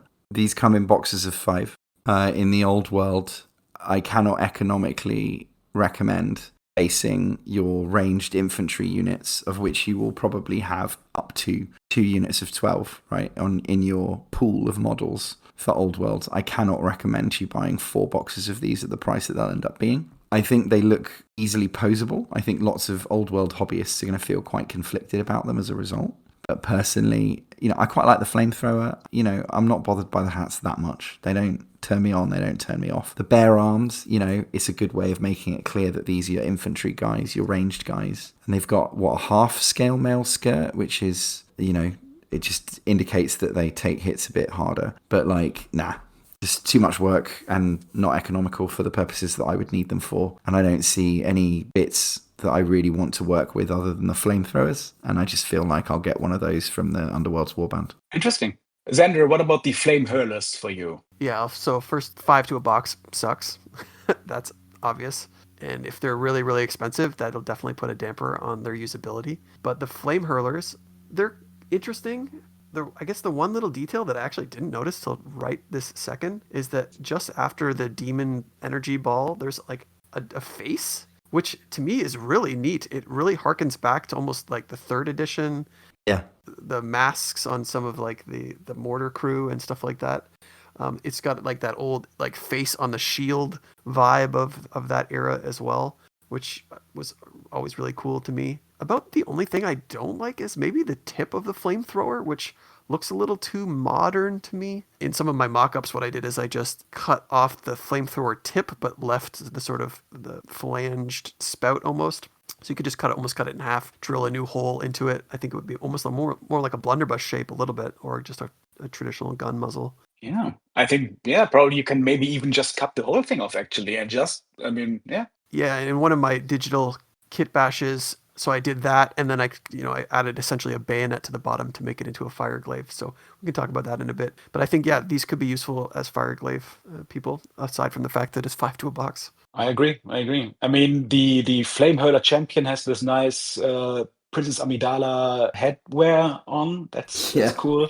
So I mean, I think you said everything there is to say about those guys. But I mean, reading the word blunderbuss definitely brought tears to my eyes. And if that is the same for you, then you probably were also excited to see the return of a little unit called bull centaurs. Chits, you are a aficionado of maces. What did you think about the bull centaurs? Listen, these both builds are an absolute hit. And I think these are one of the things that I don't think I've heard a single person complain about either sculpt. Admittedly, we've got our 15% holdouts or 13% or whatever they are. But I think these are a classic concept executed with complexity and flair. Right? They are heavy, they are stout, they are large and monstrous, and at the same time they're also kind of esoteric and religious. And they are just, honestly, I think I see myself getting 2 boxes so I can build both builds. And I think the bits are going to show up in cool places. I have heard so many people who don't like other things about the range getting behind these. I think you will see these across square-based play and in game systems where people like bull centaurs. I think they're going to displace a lot of the alternatives that are on the market right now. Interesting. Xander, what about you? Yeah, I mean, these are more than a hit. These are a home run, right? These are a perfect release. There's almost nothing wrong with them at all. Like you said, they're sort of, I think, a halfway point between the 4th and 5th edition models and the Legion of Asgore Bull Centaur renders, which I always thought those Bull Centaur renders were way too big. They're massive. And these are a nice scale back, which means, they'll probably fill out the 50 by 75 millimeter base well enough. And so that should be no problem. Yeah, man, the models are great. The bull parts are great. The armor is great. The heads are like a combination of between Bull Centaur renders and almost the Hell Cannon style with the adornments at the end of the beard curls. I think the maces are kind of cool. The armor is just great. The chest piece, they look heavily armored. They look strong. They look powerful. They got, in this iteration at least, they've got the sleeves, which is interesting. So they're still kind of a regal, less bestial. Like the Bull Centaur renders made them look very bestial, like almost non-intelligent creatures, which was a bit of a departure, I think, from the 4th and 5th edition lore. These are sort of a return a little bit there in that they look more venerable in a lot of ways. Good point. So for me, I mean, I agree with you. This is one of the best parts of the whole release. The Bulls are great. And I think, Shits, you said it right, that most people really at least dig those. So I would assume that those 25% of people who said I will get something, maybe talking about Bulls here. What I need these kits to be, I mean, first of all, I need the heads to be detached from the bodies because I mean, I love both builds, but probably for me, the winning build would be the everything from these anointed sentinels, but with the heads from the bull centaurs. Then I will exchange the weapon tip to something else. And then I have like render style, great weapon wielding bull centaurs, which will look excellent. And these anointed sentinel masks, I mean, they for me look like Stargate, the Stargate Ushapti kind of things. Those are cool. I mean, there will be some way to use those. So yeah, then these Maraca style maces, not really my thing, but yeah, these models are definitely a win. Yeah, if we're talking about the Anointed Sentinels too, I think it's so awesome that this dual kit, they essentially seem to have full torsos, like completely full torsos for one option or the other, which means you're going to have so many leftover parts. Yeah. And when we get to talking about the digital kit patches, we'll go maybe into more detail, but there's some really cool ideas where you can get more from this kit than first meets the eye, and we'll talk about that in a bit. Perfect. The next item on the list is the Helsmiths of Hashut Demonsmith. We have a pretty classic Chaos Dwarf sorcerer model. He has looks like a kind of mechanical hand holding some magic effect. He has a little book with stone paper, I guess, and is on a small clawed lectern. What do you guys think about the Demonsmith? Sign me up. I think you're going to see this guy on many an old world tabletop. He's just a perfect execution of the wizard. I love the flame effect. I like the claw hand. I like the cuneiform, jade tablets or crystal tablets or whatever they are. This is, this was sculpted by someone who gets it, and I will build this with no modifications of any kind. Xander, what about you? Demonsmith, yes or no? Yeah, I think this guy's really cool. I think his hat is a really nice silhouette to it, including the horns. The way they painted the flame demonic energy on his hand is superior to all the other orbs that we've seen. It's like more of a yellowish green into blue design, which really looks cool. Like they've really done a great job on that. I love the hexagonal tablet book with the walking stand, which is kind of neat. Yeah, I think all around really nice.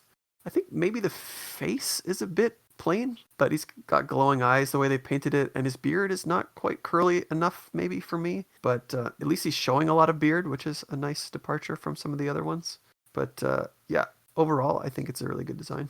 So for me, now I really like the model, and I kind of wish this would be the character in the army box. That would be, for me, would be a complete win.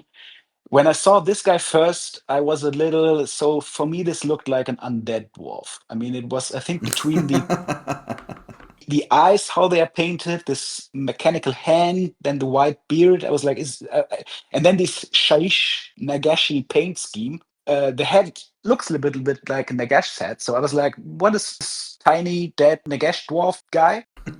I've really come to peace with him, and I think it's one of the best models of the range. So yeah, this I'm pretty sure I will pick this one up. And the craziest thing to me is that this guy's actually a dual kit as well, and he also builds the Ashen Elder. And I mean, first of all, I have to compliment the design team. I mean, I'm hard pressed to actually see that this is the same kit as the Demonsmith. So looks completely different silhouette, but also means we get a lot of bits. Obviously. What do you guys think about the Ashen Elder?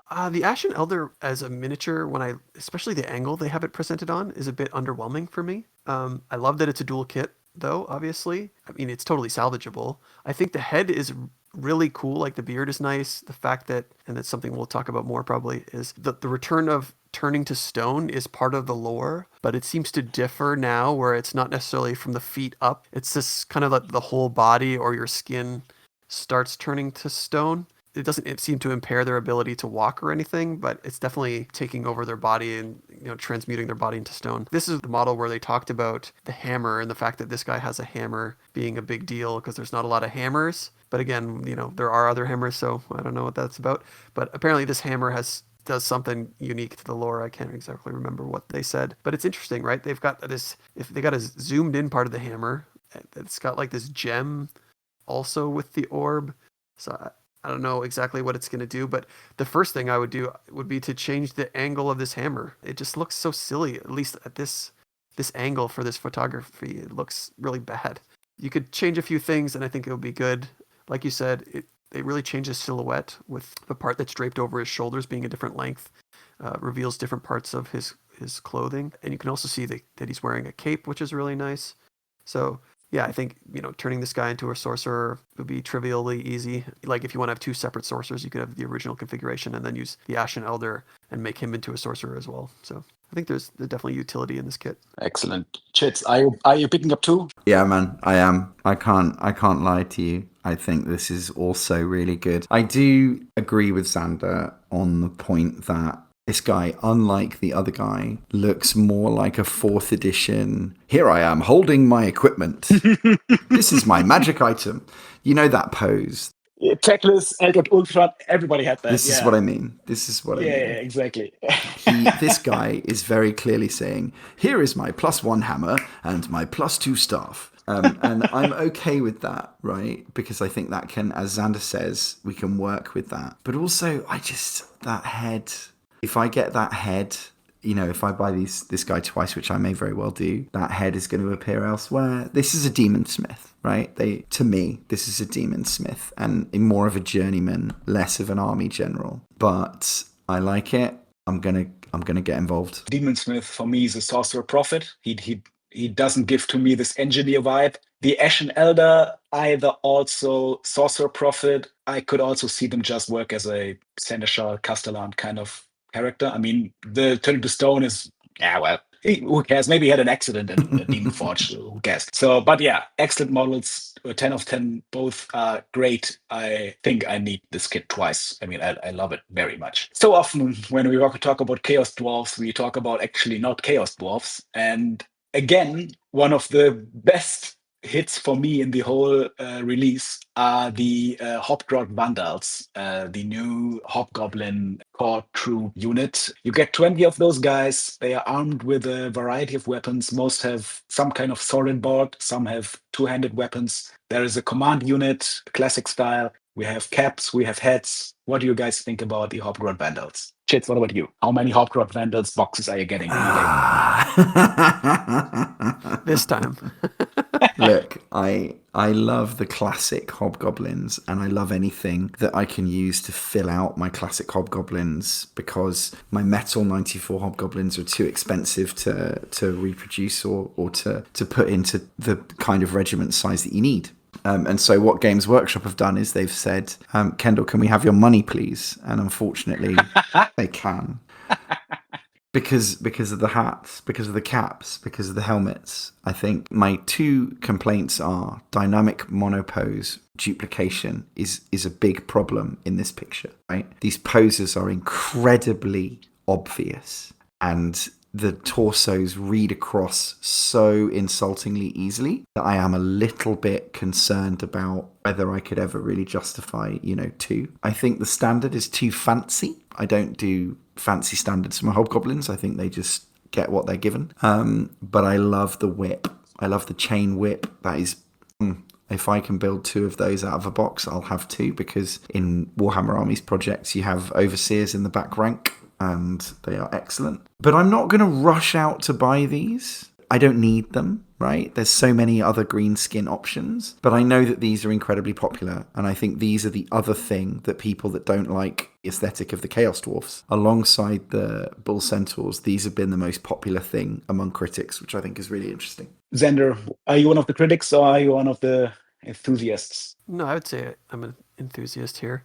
I think these are finally plastic hobgoblins. We had the hobgrots from before, which were, it was nice to see them in name, if nothing else. But the aesthetics of them just their stature. Their stature reads much more like a traditional hobgoblin with the hunchback, the bare feet, the robes. Hand weapon and shields is nice. I'm not as concerned about the static poses so much. I mean, to me, that's pretty easy to, cut a wrist and rotate a weapon. That's not a big deal for me, especially when you're putting things on square bases. When you're putting things on square bases, you have the opportunity to face them in different directions so that they read differently from one another, which is something that's harder to achieve on a circle base. Rotate their head in a different direction, stand them a different way. I think you're going to be able to eliminate some of that problem. You got guys with swords way out to the side, which obviously isn't very useful for fantasy ranking. But yeah, I think the Overseer with the whip's really cool. I tend to agree about the banner being a bit too fancy, but I mean, take this banner, slap it on that, Blood of the Hashut Warhammer Underworlds kit, and you got a perfect battle standard bearer. Put a new top on it with like a bullhead or something, and banners are useful everywhere, so that's no problem. And one of the guys has a peg leg, which is a call back to the Hobgrots, which is kind of cool to see too. That's true. So yeah, I mean, I think you guys said it all. I'm also, I love them. I would definitely get one box, probably two, and try to make a bow carrying version out of them. I think they are a complete hit. For me, the Hobgrot Slitters were always already sneaky gits. So they had the necessary weapons, and those now make the perfect cutthroats. I think it's a huge success. I will definitely get this box at least once and be very happy with them, I guess. Of note, I mean, we rarely shout out individuals, but Forget Khan, one of the main Hobgoblin guys in our community, he surprisingly likes these models. I mean, to his own surprise, and not to my surprise. So, which I would say is like the biggest compliment GW could have hoped for their released Hobgoblins. So, what else can you ask for? And in terms of implementation, the fact that they have some with bald heads, some with the heads of the old Hobgrots, then the proper Hobgoblin hat, like they've really blended all of those almost seamlessly in this design, and it's calling back to the past, it's calling to the AOS current range, and I think that blend is just really cool to see. And was there one other thing I wanted to point out? Oh yeah, we also have more hammers. There's more hammers here. Hobgoblins are holding hammers. So what? I still don't understand. Like, there's multiple guys with hammers. There's one with the peg leg, and then there's one with the shield looking sideways. But again, more hammers. So I don't know what the hammer thing is about. One of the great mysteries of Games Workshops in their workings. So the last model we will talk about today, which will come in wave 2 of the Helsmith, is again a quite controversial one. We were talking about if what would be the big centerpiece monster be. We are getting a great Taurus again. It is, however, something different. It's mechanical. We have a giant winged bull, which will either be a generic demon smith on Infernal Taurus, as they are called now, which was painted like jade green in the official paint scheme. Can either be a female or male demon smith, or you build it as Uruk-Tar, the first demon smith and the named character, the spiritual successor of Drazorath the Ashen, I would say, with a huge magic effect on his stuff. What do you guys think about the mechanical Taurus with the guy on top? Xander, I think you spent some time with the model already in your head, at least. What do you think about the model? Yeah, I think the controversial takes were that it almost looks too mechanical somehow. Too heavy to fly, almost. Oh yeah, sure. The bumblebee effect, yeah. And while I tend to sort of agree with that, I don't know that I'm too down on it because of that. People have been doing mechanical bulls as conversions for ages. People have used the Juggernaut as inspiration, the Chaos Juggernaut. So I don't think this is too much of a departure from what we expected to see. When we talk about the predictions, we'll even see that, Chit's predicted a mechanical bull. So this is very much in that vein. I think the color schemes that they provided are a little lackluster. Bronze doesn't even look that bronze. It looks kind of washed out. And I mean, the whole scheme has looked washed out a little bit. The jade again looks a bit pale and washed out. But there are so many elements I like about this. I like the runic element, the glowing runes. Again, we've talked about it before, that the stumps on the base is all burned out is really cool. The fact that it's a dual kit, really awesome. One thing I'll talk about maybe a little bit is I'm not super in love with the fact that it's like he doesn't sit on it. He's like on this throne. It doesn't look like that he's rigged in there in any particular way. He's like he's surfing on it practically. I mean, how do you stay on this thing without falling off? Evil Knievel Demonsmith. But one thing I will point out about it is that on the Demonsmith version, it's got little bull-headed standard bearers with the flags going backwards off of it, which is 100% a call out to the 4th and 5th edition range, which is really cool. So if you're into the old stuff, like it's a perfect callback for that. And maybe I'll save more of my comments for when we're talking about some of the digital kit bashes. Chits, you caught this one. There it is, your mechanical bull. What do you think about it? I'll be all right without it in my life. Look, there's a lot going on, right?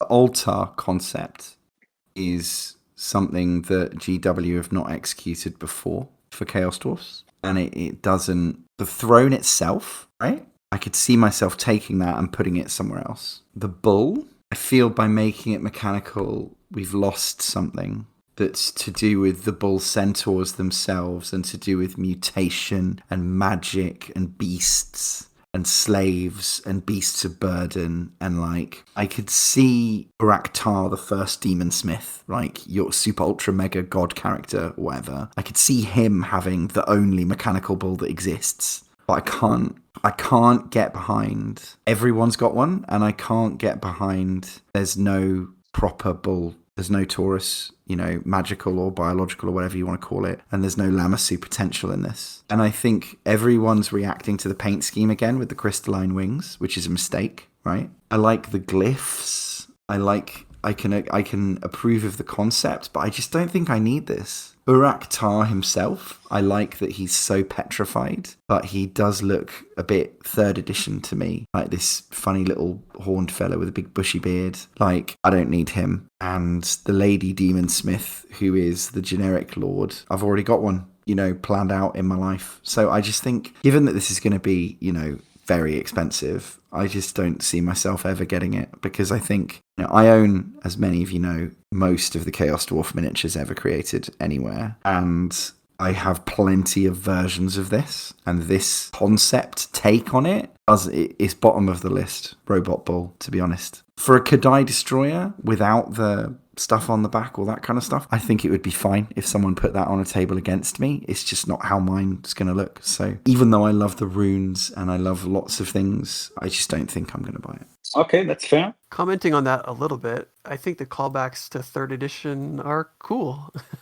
I sort of like that we have aesthetic influence from almost the full suite of Chaos Dwarf miniatures through the years. So, I mean, you could even just take that guy off and plunk him on a base, have a cool Demon Smith or Chaos Sorcerer that harkens back to a different era. So yeah, I agree with that. And I also think that the petrified back and the horns and everything, he's got character.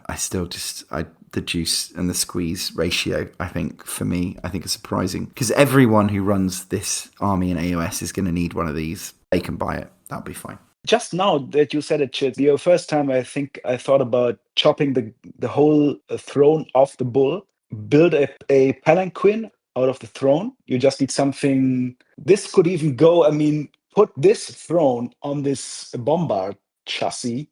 That could even work. Some weird kind of thing. That's interesting. And then keep the bull as your Kadai Destroyer. Nice.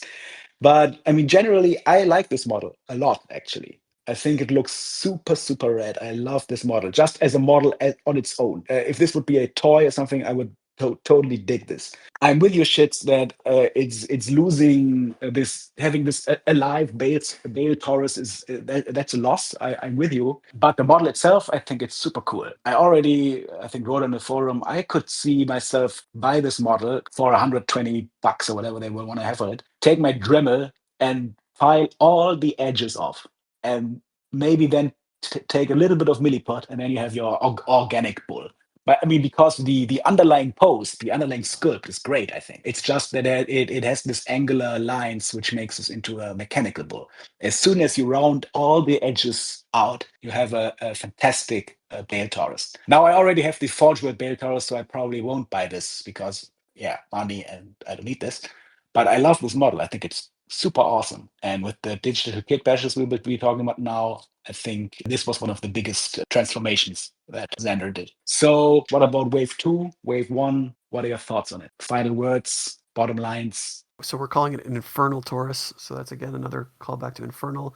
Again, the use of the word Demonsmith, which is cool to see. But in terms of satisfaction with the whole range, everyone's got their idealized version of what Chaos Dwarves would be for them. And I think this range, at least from my perspective, is a great amalgamation of many of the design influences from over the years and will serve as an excellent place to... I mean, you could just take this off the shelf, build it. I would say, yes, this does look like a Chaos Dwarf army without that much modification. It still reads as Chaos Dwarf to me. I think that was one of the big successes of the release, was that we got a Grey Taurus, Blunderbuss, Hobgoblins, Bull Centaurs. All of the key uniquely Chaos Dwarf unit types are all represented. And I think maybe that is my biggest takeaway, is that we really haven't been diluted that much. You know, the mechanical bull is a bit of a dilution, like from the beast nature. You know, there's no Lamassu, but man, in terms of expectations versus what came, I think we saw almost more than I was anticipating in terms of how close they are to actual Chaos Dwarves.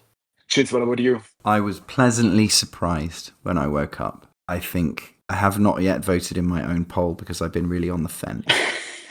But I think it just scrapes into more hits than misses for me. You know, I just think there's so many things on here where I'm just like, great. I don't have to worry about where I get these from anymore. I don't have to explain to new guys what it's going to take to get this model or that model. Like, I just think I've got more than I thought I was going to get. And I'm very pleased with the execution on many of the pieces, right? The character, the separate character. Is it going to be expensive to buy him? Yeah, absolutely. But I'm going to feel like I've got a really beautiful miniature when I do. The bull centaurs, the hobgoblins, the basic infantry, the mechanical bull dominator thing. These can all be worked with, but I don't think I'm going to run this range as it is. I think I'm going to blend it into my wider work. And so the biggest question for me is, what do the sprue layouts look like? And also, what's the average height of these guys? Because they might really stick out if I try and mix them in with my troops, and I'm not sure how that's going to go. Yeah, I think like you guys, there's lots of potential in the range. And the more I look at it and talk about it and think about it, the more I see, actually. There's plenty of opportunities for us. So let's examine how we did for our predictions. In our last podcast, we each made predictions about what we thought we'd see in the faction. And so I'm just going to go over some of the predictions we each made and see how we did.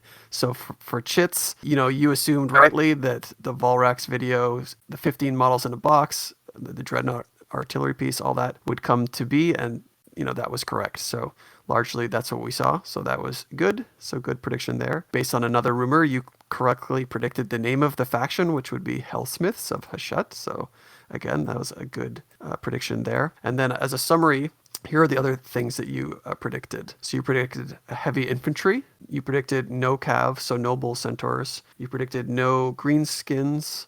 You thought there would be artillery, a big name character kit on a giant mechanical bull. And then the second wave you thought might have bull centaurs and maybe the horns of Hashut. And you also predicted someone would have a drill, but you thought it maybe would be too Skaven-y. And then also that we'd have a cringe model that we hate. So how did you feel you did in terms of your predictions there? So I definitely, when I said I was pleasantly surprised when I woke up, I think seeing bull centaurs, and not just greenskins, but proper vintage hobgoblins who are hunched and miserable and not having a good time. These were the things that I was worried I was going to have to trade away in return for robots and Caradron, basically. So I think I did medium, you know what I mean? I think the mechanical bull is probably the biggest single individual prediction that I made, because the name Helsmiths was out there because of White Dwarf. Helsmiths of Hashut, I am quite pleased that I nailed that on the head, but at the same time, you know, I was working from a pretty strong base, let's face it. I do think the artillery piece is something that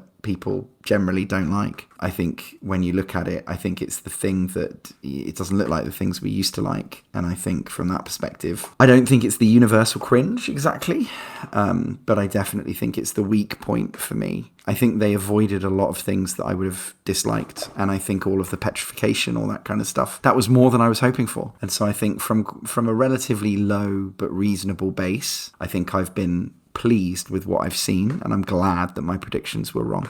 Nice. And I like the drill prediction. I think the closest thing we got to a drill was the artillery piece drilling itself into the ground. In terms of being too Skaven, I mean, you accidentally predicted the green warpstone stuff. It's true, but I think the reason I was going for that was I thought we'd have more diesel in this, and what we've got instead is more arcane flames. And I love the arcane flames. I'm really glad they've been sculpted in. I think that's something that I was kind of expecting, but I'm pleased with. By the same token, I don't think this is too far over the line for 40k. I think this is still less extreme than Caradron, and I think that's a really good thing. Yeah, for me, the cringe models are the beardless Chaos Dwarfs that don't look female. All right, let's go to Jasko's prediction. Oh, dear God. So you thought the spearhead would essentially be the spearhead, which is right. You know, you had to follow up with a guess on the name after Helsmiths had already been chosen by Chits.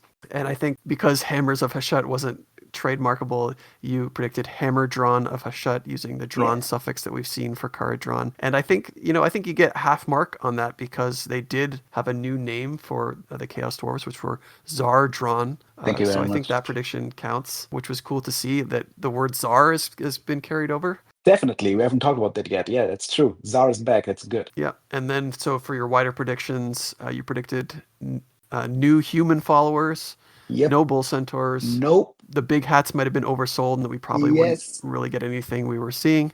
No blunderbuss, a No. winged bull, Okay. involuntary followers, which Yeah. was pretty close with hobgoblins, and Yeah. the launch box you predicted, which we talked about, the war machine, and maybe an iron demon in the mix. So how did you feel your predictions went? Yeah, well, I think it's clear that I'm no otherworldly powers. I think I can put all my fears to rest. I'm just a regular guy. No, I mean, yeah, I think I missed all of it, and I missed core thing for me was I was thinking they would move much farther away from original Chaos Dwarfs. And I'm, of course, above the moon that it's not the case. I think what Rob said in his streams is correct. These models may have been designed back at a time when they were still thinking about making them available for both systems. It's possible. And if not, at least they did these models more in line of the Lizardmen and Skaven and Warriors of Chaos. So direct ports of classic concepts into AOS. So blunderbusses, ball centaurs, big heads, it's all back. And it's great, and I predicted none of it. I'm completely happy with it because I did not want to be right, and kind of glad that I wasn't. So yeah, complete horror, complete shit show. My predictions, everything was wrong, but it's good. No, just one point for you, I think, Jasko. No Iron Demon is a really big point that we haven't discussed. And quite a surprise, because the one range that this is the least like is Asgore. And I think that the artillery piece is really nothing like the Forge World project. And I think part of me, a really significant part of me feels like, given how well the old world is doing, actually, path for them to bring back or update into a new plastic range, the Legion of Asgore concept is actually still present. And I think if you wanted to, in SDS, because of the lack of an Iron Demon, I think you actually could say, well, these two ranges don't compete with each other any more than Warriors of Chaos and Slaves to Darkness do. Legion of Asgore, they're all wearing masks and they look different and they've got trains and stuff. I really think they could do that if they wanted to, and I'm quite surprised that we don't have more like clanking machinery in this range, and instead it's quite magical, and I like that. It's a good point. Actually, Mechanical Bull may be a significant enough of a deviation, you know? We do not have two alive Bale Tauruses now, one AOS and one fantasy. One has a robot, the other has a creature. Interesting. Good point, actually. We haven't seen the book, right? We don't know the lore. For all we know, there are still Tauruses, Great Tauruses out there, and that these are just the ones they use in battle or something. You know, we don't know. We don't know what the lore is going to bring. But yeah, the fact that there's no Iron Demons, that was something that I also didn't predict. So let's go with my predictions here. Well, I was following up from Jasko. I sort of took the different approach, and I thought that we might see some of the old stuff. So my prediction on the names, you know, I liked Helsmiths, but I tried to choose something different, which was Demonsmiths of Hashut, which it's not as good of a name. It's not as alliterative as Helsmiths. But we did see the return of the Demonsmiths, so maybe a quarter of a point there on that one, which is cool. And then for my wider predictions, I thought they would lean into the older aesthetics. I thought we would see hats on warriors and blunderbuss Chaos Dwarves, and also sorcerers who turn to stone. I thought they would be in the Dreadnought, which turned out not to be right. The Dreadnought is its own creature, but the returning to stone is present, at least a little bit, which is kind of cool. I thought they would lean heavily into the Iron Demon train aspect, and so that I think is completely wrong from me. The only thing which I mentioned that looks train adjacent is the front of the artillery piece. And then I was hoping for demonic elements, something harkening back to the Hell Cannon, which we did see, which was kind of awesome. So in terms of my predictions, I thought I was kind of right on the money, with the exception of the Iron Demons. So I was pretty pleased with my predictions. Did well. Excellent. Yeah, totally. I mean, you even hoped for dual kits, and boy, did you get dual kits. Is there anything which is not a dual kit? I think the Hobgoblin is the only thing which isn't a dual kit. Maybe one of the champions, maybe the Despot. Yeah, okay, fair. Okay, but he's not even his own kid. He's just part of the box. So I don't think we will see him ever as a standalone model, probably. So they're all dual kits. Excellent predictions on your part. When we detach ourselves a little bit from how Games Workshop presented the models in their preview, so much from model lies in the paint job. What colors did they use? How are pictures taken? That's a huge part of how a model appeals to you. And I think, Xander, you were one of the people who immediately saw past how Games Workshop showed us these models. And you took to, I guess, Photoshop, and you made some fantastic recolorations of the models from the starter box, but also from some models beyond that, namely the Taurus.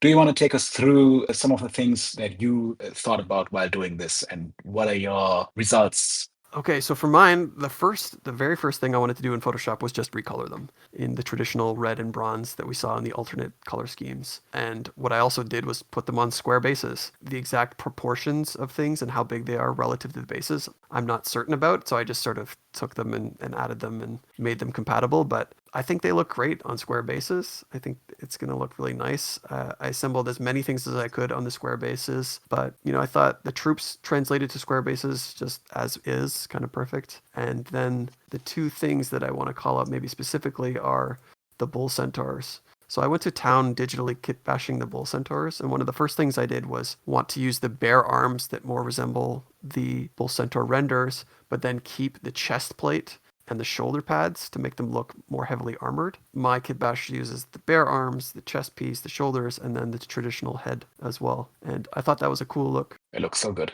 And so I was pretty pleased with that. I also tried putting helmets on some of the guys, so that was kind of cool. So one thing I wanted to mention about the bull centaurs, because I saw this really cool post on Reddit where essentially you could take the bull metal mask and then, so like these are leftover pieces, right? Assuming you assembled it just as I did here with the chest piece and the arms and the head, the leftover components you would have would be the sleeved arms with the maces and that bull helmet. And if you had those as leftover pieces, you could take the gauntlets and the weapons and then the mask and sculpt fire, filling in all the rest of the body components, and you could make yourself Kadai demons, which I think is a super cool idea to get the extra mileage out of that kit. Oh, it is a cool idea. Some green stuff fire, and then have the gauntlets and have the mask. Those are the hardest pieces to do anyway. The fire sculpting isn't really that challenging, so I think that's a really cool idea. Did you guys see that online? No, I did not, but it's a great idea. Excellent. Yeah, I think the bits that we're going to have from some of these dual kit options are really going to emerge over and over again. And I think that Kadai old world concept is really great. I wish Kadai were a bit better in the old world, and then there'd be more demand. But by the same token, I think that, what really interests me the most actually is the kitbash you did to give them fire glaives. Because I think if you read the blunderbusses as blunderbusses, that's one thing. But the lack of a fire glaive in here is actually quite a significant issue. There's a bit of a lack of great weapon options, and fire glaives are actually part of that family that I think stands in the way of this range being an automatic recommendation to someone who wants to start playing the old world. And I was interested to see how quickly you were fixing that problem. What about Jasko's idea of taking the Hashutite spear, chopping off the top and putting an axe on top? Yeah, I think that makes perfect sense. I think it's a little bit annoying because they're not two-handed in the way that the bull centaurs, they very much have great weapons, the big muscle-armed ones with the glaives on top. But, I mean, usually you're going to want shields with your great weapons anyway, right? True. The other digital kit bash I did, which I was really happy with, was the Taurus, and I recolored it and it made it black. And I saw someone comment on it calling it like almost like a charcoal because it's sort of like a matte color. So I thought that was kind of cool. In my mind, I was picturing it as obsidian, which is like lava rock. I think it reads obsidian as well. Yeah, obsidian works. And obsidian, right? It's formed from volcanoes and lava, which is very on brand for Chaos Dwarf. And I got tons of comments on Reddit and Facebook and other places where they were really, really digging the black styling for the Taurus. Oh, these have been all around the internet. Yeah. I was talking to Val from Square Based about the poll, and he sent me one of these images unprompted, and he was like, I guess this was you guys, right? And I was like, there's only one Xander. I really think this has helped. I think you are selling models, honestly, Yes. Xander, by doing this. And I know that there are lots of tools out there that people are using to get involved and just think about paint schemes. But it's really showing off the fact that you can take these models in your own direction and make something really special with them if you want. I'm curious, where were you talking to Val? On Discord. He is actually on the CDO Discord. Oh, right on. Obviously, he's got tags switched off, so I was just DMing him about the poll because I think he's always thinking forward to how to get new old world players involved, and I think it's fair to say that this range being popular is something that, as a non-Chaos Dwarf player himself, he wasn't 100% clear on. I tried to talk to Val a little bit at Adepticon this year, but I think I was just bothering him while he was playing his match, so I kind of just stopped. Yeah, he's a good guy. Obsidian was always closely connected to Chaos Dwarfs. I mean, Zar Nagron is basically built completely out of obsidian. So, I mean, if you take this black Photoshop version that you did, Xander, and you put like a complete bottle of gloss varnish over it, so it looks like polished glass, I think it would look excellent. And black is also always very able to hide sharp angles. So, especially from afar, this will just look like a black bull, like a black winged bull. It's great work. Super effective. Thanks. Yeah. And I guess the last one to talk about from my stuff would be making my Kollossus or Kadai Destroyer or Iron Demon out of the Domination engine. What I essentially did is I took the cannon arms, and rather than using them as arms, I bulked out the calves. So I had the hoof and then the cannon piece as his calf, and then connect that up to the rest of his legs, just to make him stand a bit taller and make him look a little more like a giant and imposing. I don't know how feasible that is, but from at least looking at the images, that seems like it would be possible, and that would keep it all self-contained to one kit. You'd probably need some green stuff or milliput or something to fill in some of the gaps and make it work, but it kind of makes him bigger and more imposing. And I love it. I don't think there's the English idiom, but in Germany we say scales were dropping from my eyes. So it's like, of course, you have to use the cannons as legs. Genius. It was so obvious, but yeah, great work. Oh, okay. Yeah, scales dropping from your eyes, I think, is a biblical reference, actually. Yeah, it's Oh, there you go. it translates perfectly into English. Oh, perfect. People say that. I learned something today. That's good. Linguistics.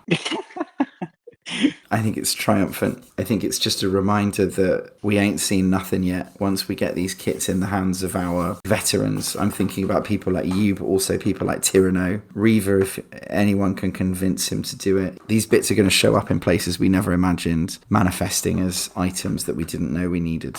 And then we're all going to be asking each other what the recipe is. Yes. And Jasko, you did a roundup of some of the other stuff you saw online. Do you want to walk us through some of that?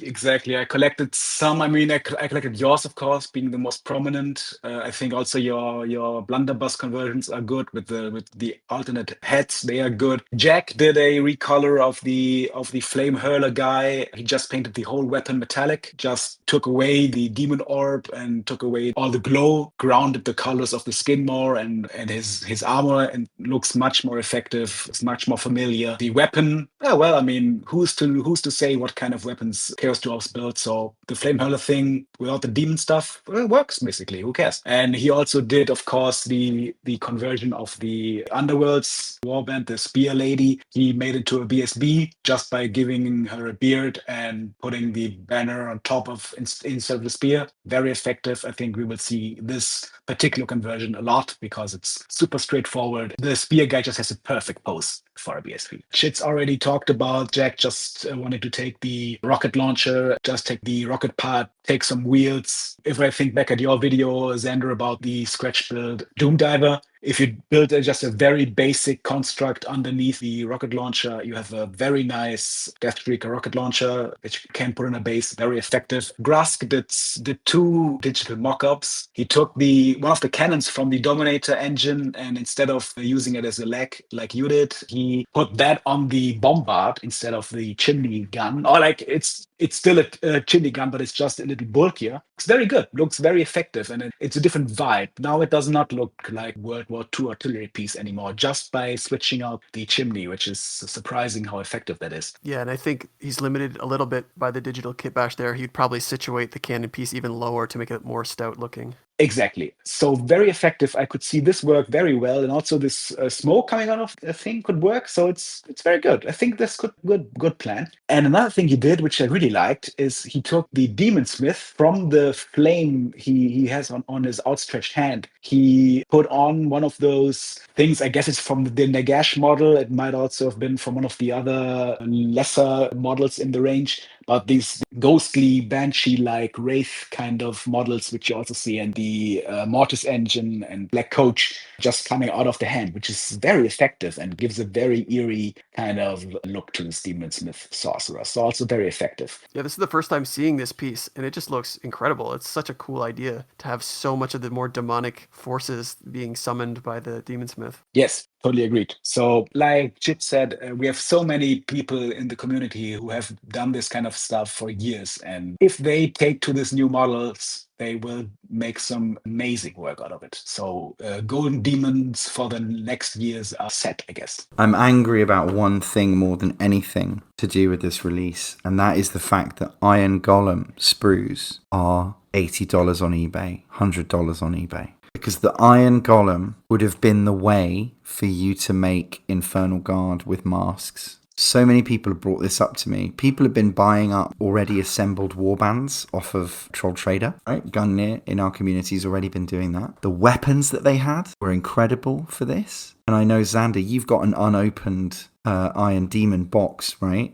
It's a shame that you've only got, 8 miniatures, 10 miniatures in there? Yeah, I've got an Iron Golem on sprue still, and I have been reviewing it and looking at it and trying to see how useful it will be. I'm a little worried that maybe the heads will be a bit too small and that they won't be dwarfy enough. The one exception there is you get the ogre-sized head, but again, I think that even might be too small for the bull centaurs. So I'm going to definitely try and play around with that and see if I can get that to work. The weapons are great, like you said, and some of the motifs are still really nice. The dangly chain bits and stuff. So I'll definitely be incorporating them somehow with these. But yeah, I was really excited about that initially, but when I'm reviewing the sprue, I'm a little less excited. I'm not sure if it's going to fit perfectly or not, but that's what you do when you're kit bashing, right? You got to take a look at the sprues once they're in your hands and see what's possible. It's just a crime that they're not in production anymore, because they would sell so many of them to us if they were available, but it is what it is. Well, look, this has been an incredibly valuable period for the whole community, and I think we've had lots to talk about, whether that's been good or bad, but I think, as you can tell from this podcast and also from the vibe on the discourse and on the Discord, and then also from the poll results, people are happy with this and people are positive about what they're going to do in the future. And you don't have to like it all to like plenty of it. And I think from that perspective, there'll be so many shows to come, so many blogs need to get started, so many people need to commit to their concept. And the best place to do that is talking to your friends you've never met on the internet about these models that you love. Join the Facebook, join the Discourse forum, join the Discord. We want to get to 1,000 people. Participate in any way you can. One thing I'll throw out there is if anyone's looking for a Chaos Dwarf army for Old World, I'm sort of hoping that I can get a patron who's willing to maybe buy the stuff for me and I'll convert your whole army for you. It would save me from having to convert a third Chaos Dwarf army that I don't really need. So if anyone's looking for a really nicely converted army, I'm totally willing to do that project if you're willing to work with me. So I'll just throw that out there as well. We're all excited to look at the sprue layouts. And I think welcome to the next 20 years of Chaos Dwarfs, everyone. We'll leave it there for now. Bye-bye. Bye, guys. Thank you very much.